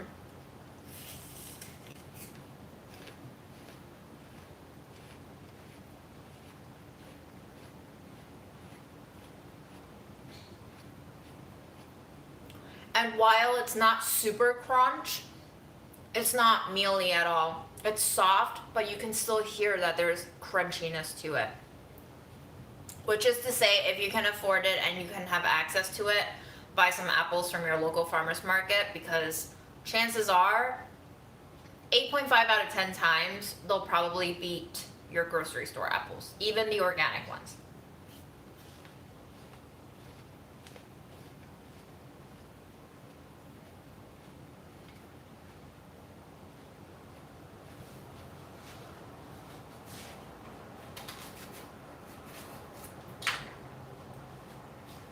It's like really creamy looking on the inside too.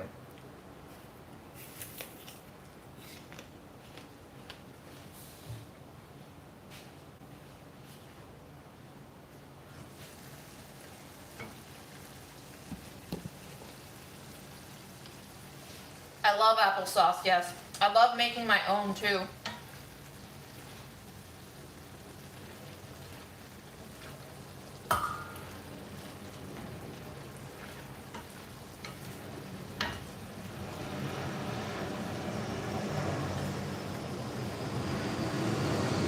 I'm gonna cook this until I can see the stemmy greens start to split and fray, because that probably means that even the most fibrous parts are getting creamy.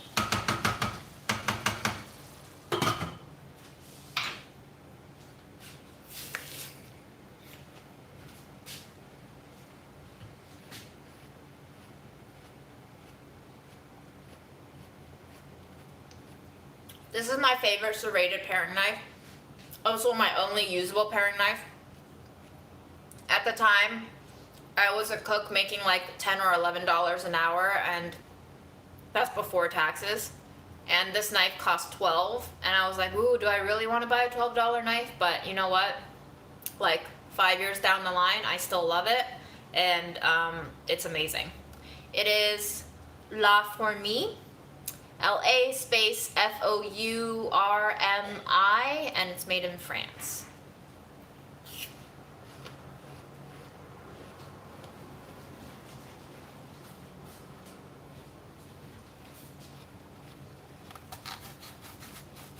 So when I make applesauce, I like to eat it with yogurt, like rich, thick, plain Greek yogurt. It's one of my favorite combos. I will also eat applesauce with oatmeal and peanut butter together, baked. That's not gonna stay.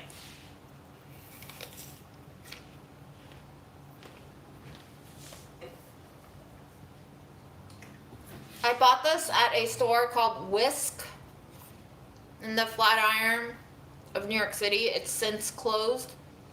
And its second location in Williamsburg, Brooklyn, also closed. So I think it just died.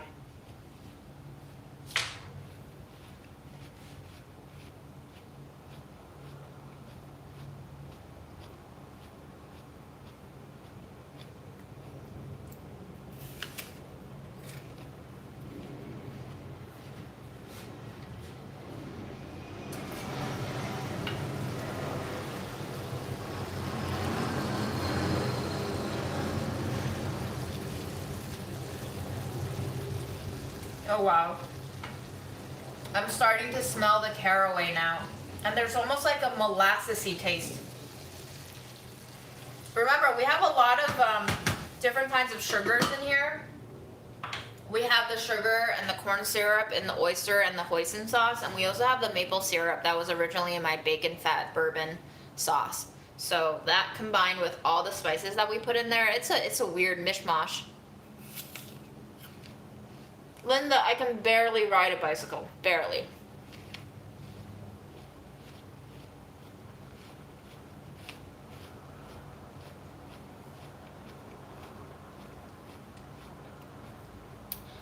actually use any spice when I make my applesauce, but Aaron always likes his with a shit ton of cinnamon.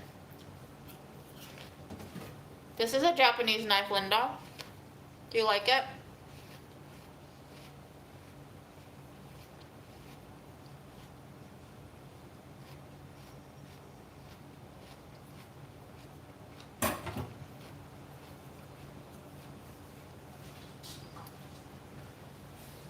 Oh my god, applesauce with evaporated milk? That sounds amazing.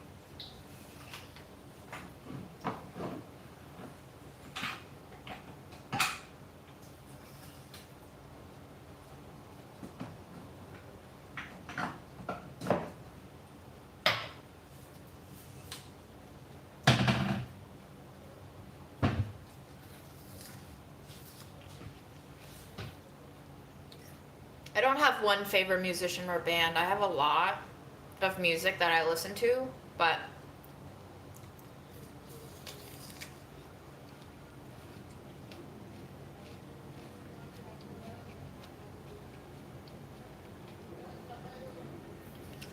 so caraway seeds have a very herbaceous flavor and scent. They can be very strong, which make them a little bit harder to use in all applications unless you like a slightly mintiness to it. They're used in a lot of breads. I like them in breads. I also like them on top of eggs.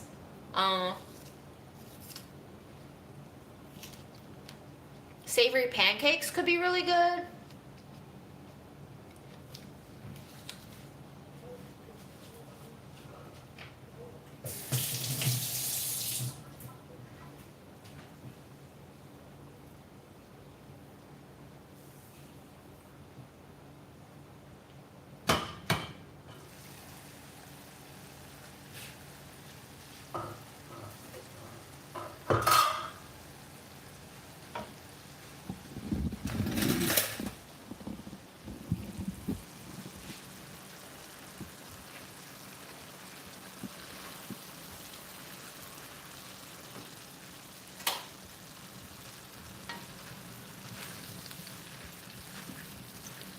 The stems are starting to split and break down. We're getting very, very close. I think by the time all the water disappears, the vegetables will be nice and soft enough for us to potentially start blending a little.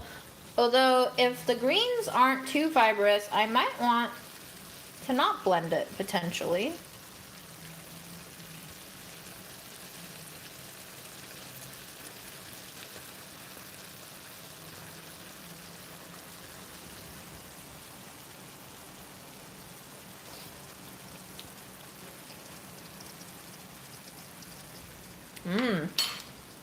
Okay.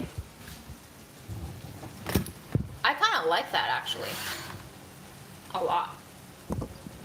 Maybe I don't want to blend it. Maybe I like a little bit of texture. What do you guys think? Blend or no blend?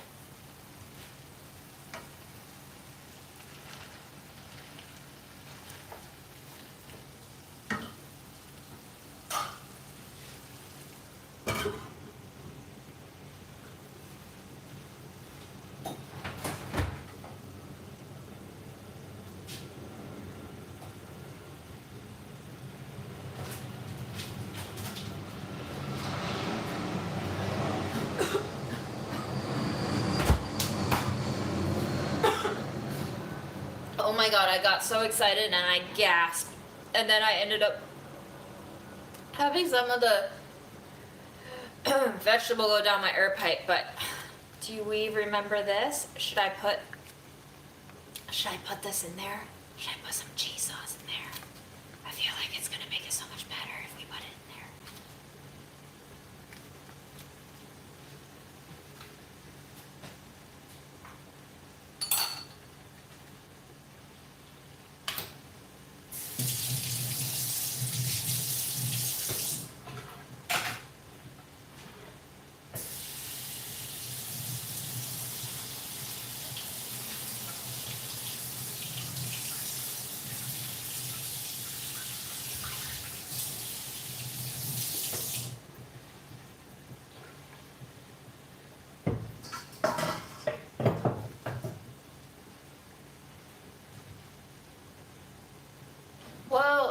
starter from potato water. I have heard that that is possible. I've never done it before. I'm very intrigued. How do you make a starter from how do you make a starter from potato water? I want to know.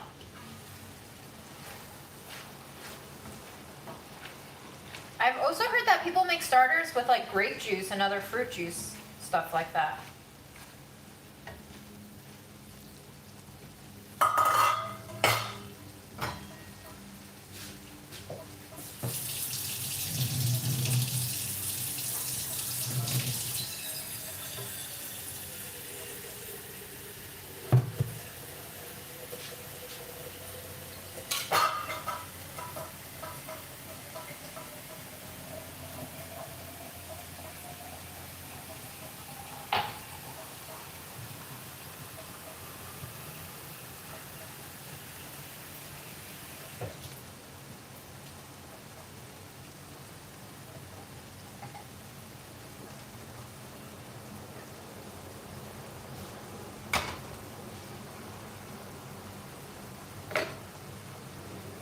Okay, I just filled up my maple syrup bacon fat container with a little water. We're gonna shake it.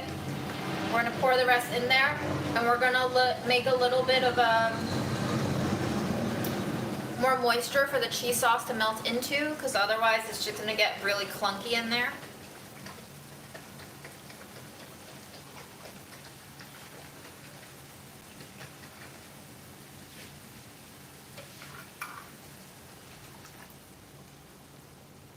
Probably should have warmed that up a little bit. Oops. All the fat just kind of congealed on the sides. Let me microwave it.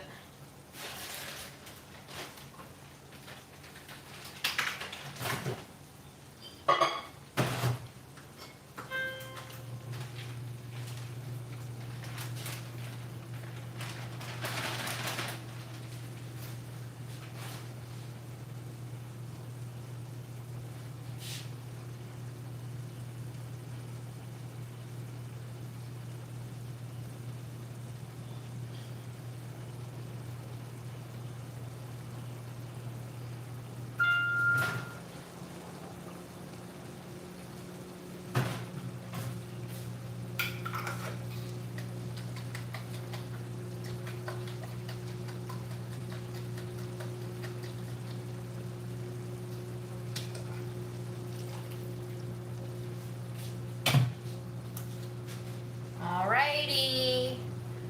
Gift from our Peruvian friend. Some crema de ají y queso.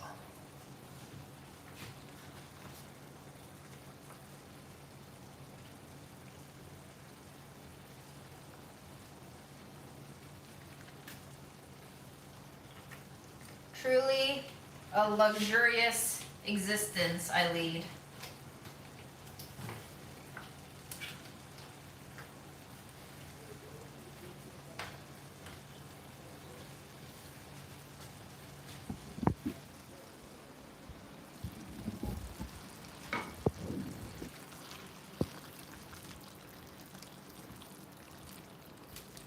So that one, if you haven't seen, it says alto en grasas saturadas and alto en sodio. So it's both high in saturated fat and in sodium, which is delightfully healthy for us all. But it is going to add both flavor and flavor. So I will never say no to flavor and flavor. Doesn't ají mean garlic? Or does it mean chili? Maybe it does.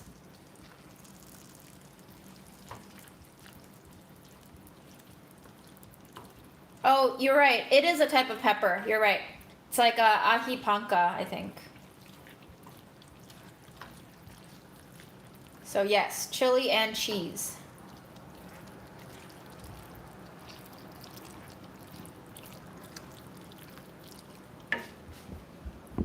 Starting to remind me of like southern collard greens.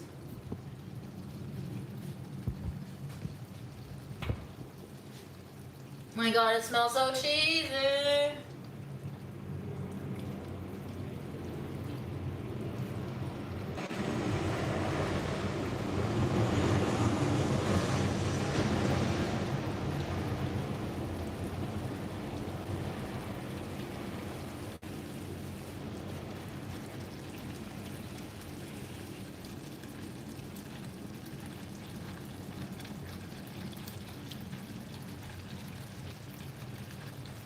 Oh wow. It's sweet. It's a little bit spicy. It's got a little bit of salt with a lot of like cheesy creaminess. That cheesy creaminess is folding in really well with the flavor of the parsley root, which was kind of creamy to begin with. I love it. I love it so much. Now all we have to decide is whether or not we are blending this at all. Some of the stems are still a little bit fibrous. You can see it.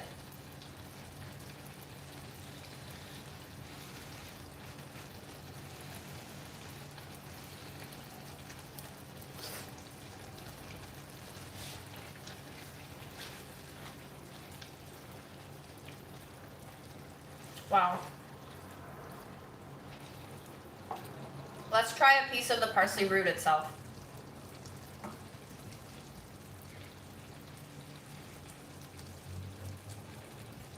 Oh man, somehow that cheese flavor just like soaks right in. It's not chewy, but it does kind of squeak against my teeth. Some of the thicker stems that are a little bit more fibrous, it kind of just like makes that squeaky sound. Like water spinach, I hate eating water spinach.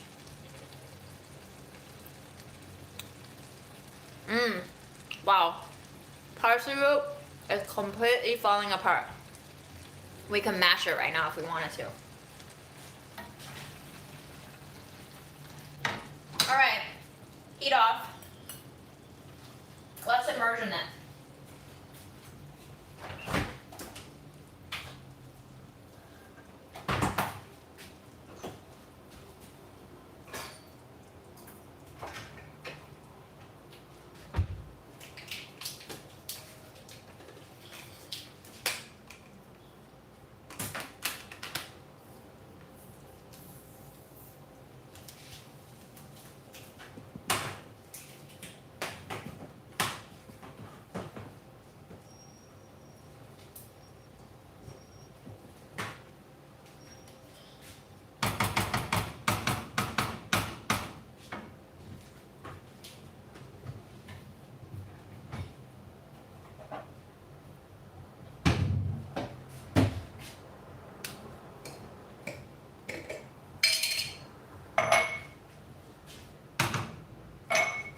Fred's asleep on my bed. Once he's gotten all the food, he does not care. He gives no shits about us. Sometimes I think he loves me, but really, I know he's just here for the food. No, you have to stay plugged in. That's how you work.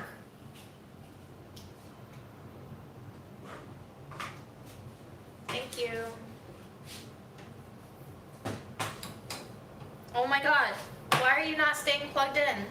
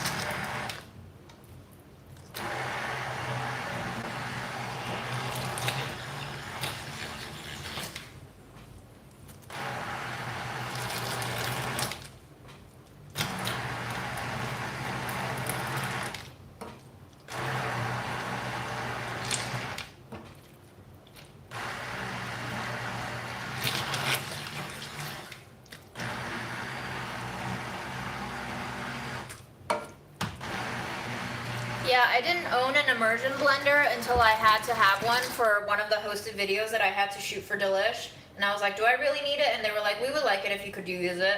So I was like, all right. So now that I have it, I figure we might as well use it. Otherwise, it's just going to be another thing in the house that never gets used. Aaron's going to throw a fit.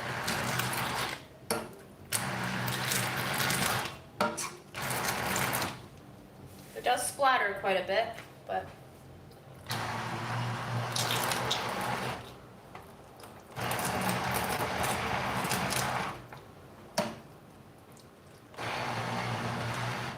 It is still quite fibrous. I can see it, even though it's getting blended, it is still very, very fibrous.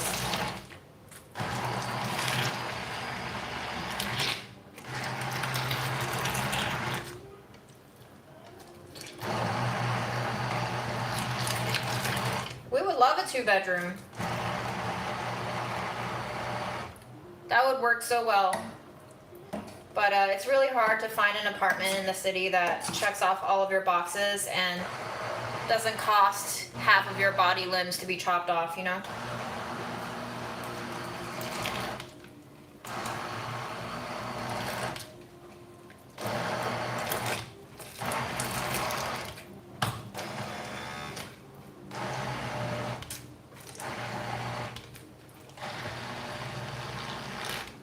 Guys, look at how nice the wind is today. Look at the breeze coming through.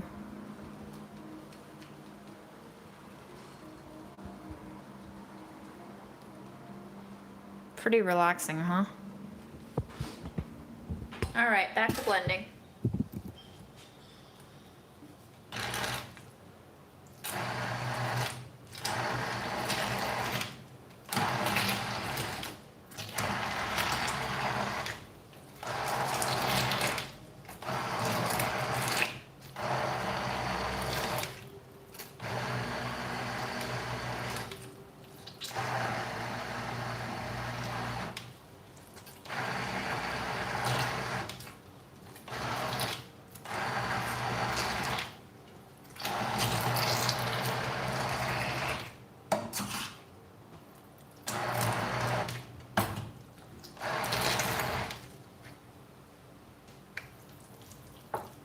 Wow.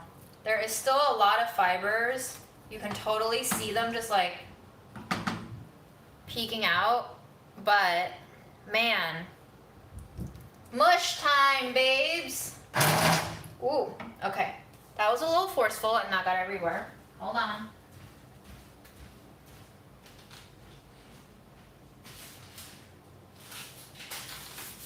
I put that on the turbocharge.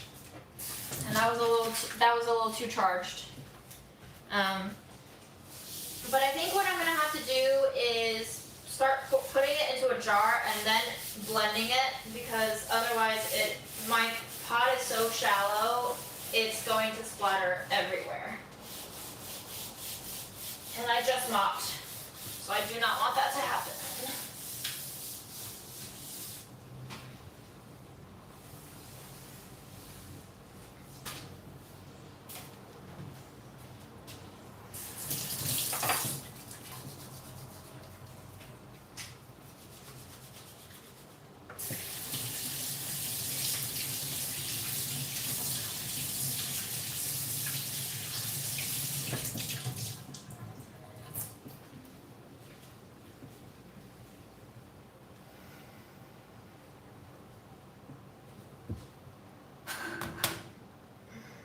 My computer is gonna go out of battery soon, so I might have to say goodbye soon. Get in all of your chats now, babes. Otherwise, I'll see you on the other side of when I feel sane enough to go live again, which might be a while because I have so many fucking videos to do.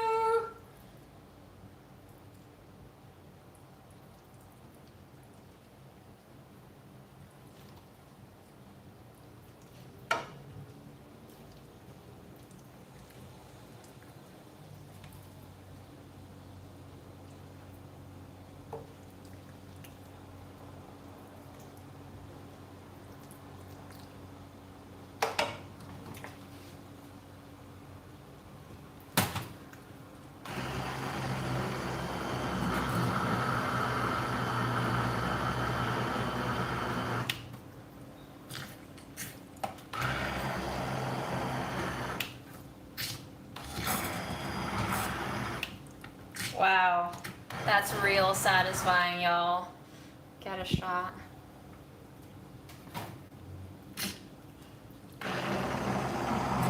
But I like my stews really thick. I don't know if I want more liquid in here at all. Oh my gosh. This is like mush porn.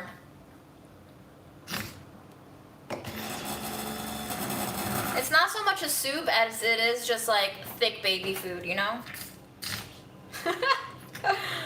Ooh.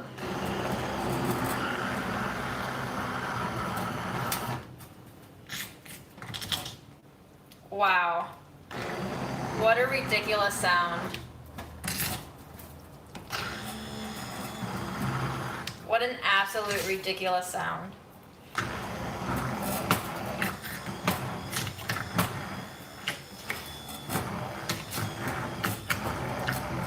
Alright, let's add a wincy bit of water.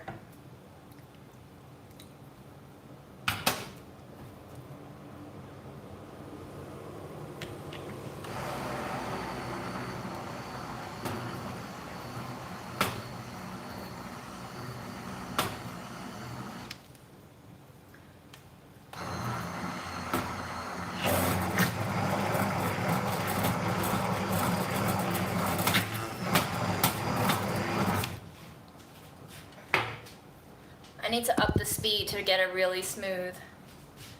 Jenny is really bothered by how dry it is.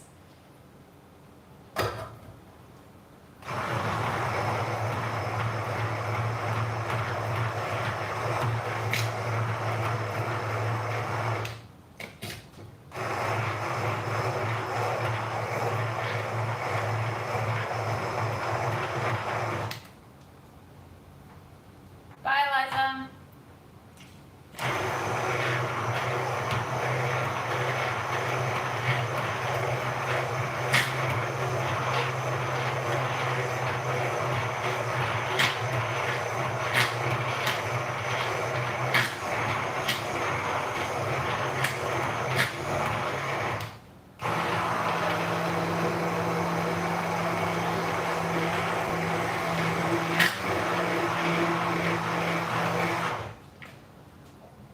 All right.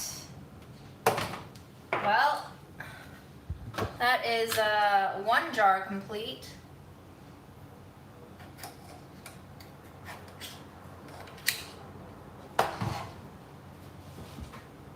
Much smoother. Oh, that's pure baby food. Wow. It's like if you took parsnip and carrot and then put in a little bit of sugar and let it cook until everything's fall apart soft. And you didn't see that it was this yucky green color. You're like, oh, that's parsley and carrots together. Mush. But that's basically it, y'all. Fantastic. What an adventure. Parsley root. If you like parsnips and you like carrots, well, parsley root is the next logical step for y'all. I'm sure one of these days I'll be eating this and then there'll just be like a chunk of grit coming through, but beyond that, I would say this is a success.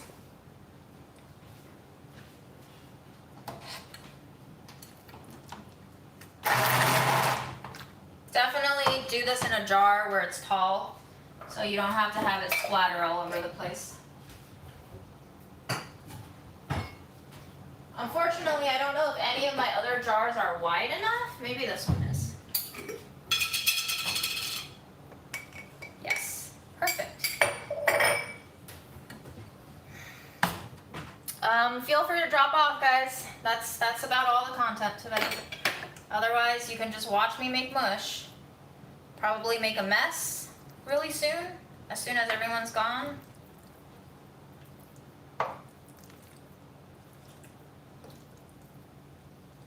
Thanks for tuning in. I hope you have a great week ahead. And if you can't have a great week ahead because for whatever reason life just keeps sucking, then I hope you do what you can to take care of yourself each and every day. And if you can't, then you can't. And that's that. Don't worry, one day we'll all die.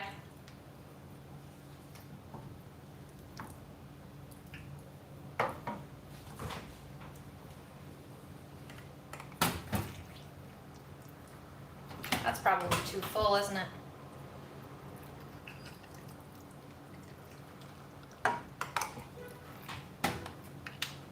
Oh.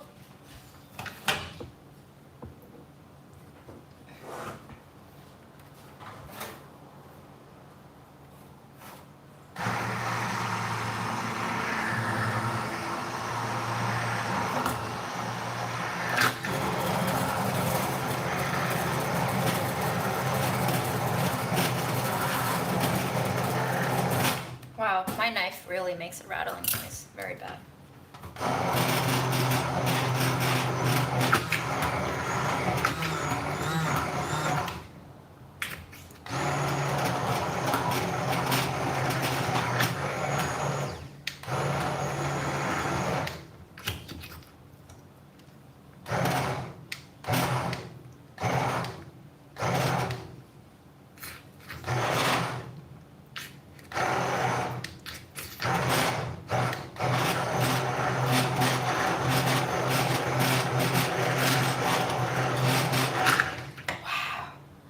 Man, oh man, that's satisfying.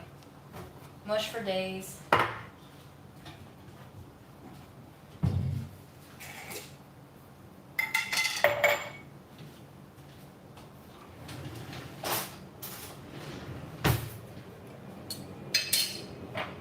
We're just gonna redistribute a little texture into each jar.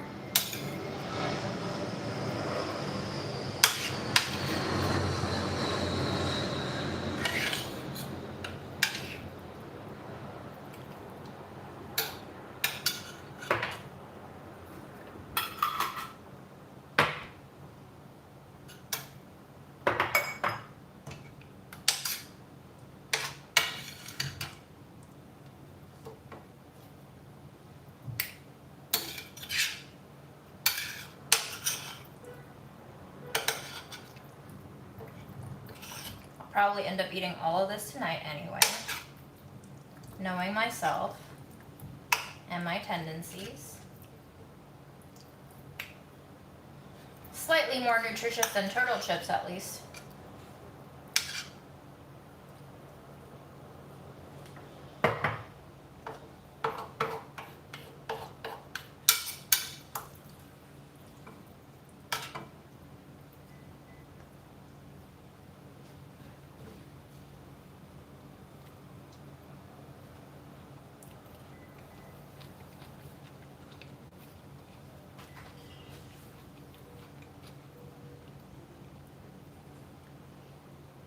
Oh yeah, this is my immersion blender.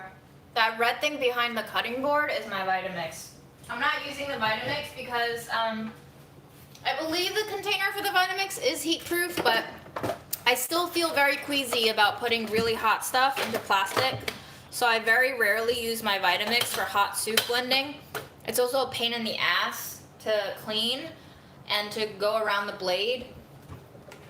You can even see here that there's a lot of food stuck in there. It's just way easier for me to get all the food out from here than it is from inside there. I'm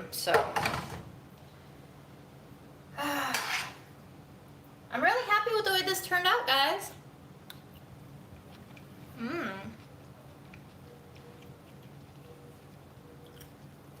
Linda, I am a mushaholic.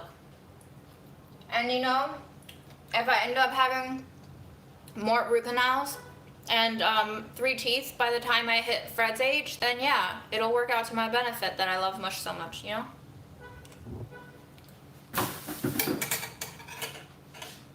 I'm not even gonna dirty another jar because I feel like I'm just gonna eat it all right now.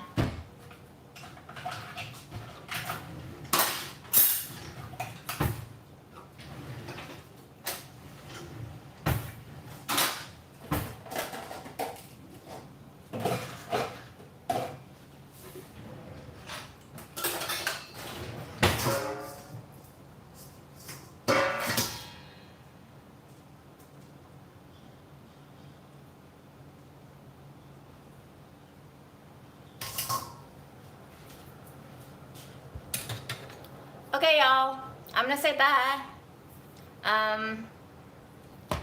Here, let's go say bye to Fred.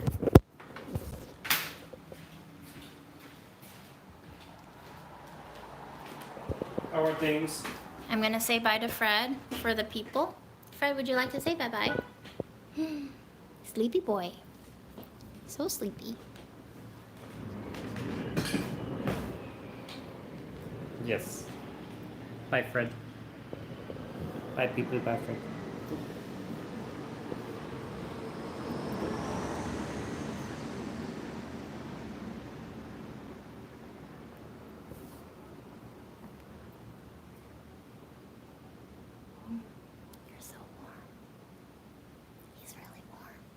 I'm right next to his butthole.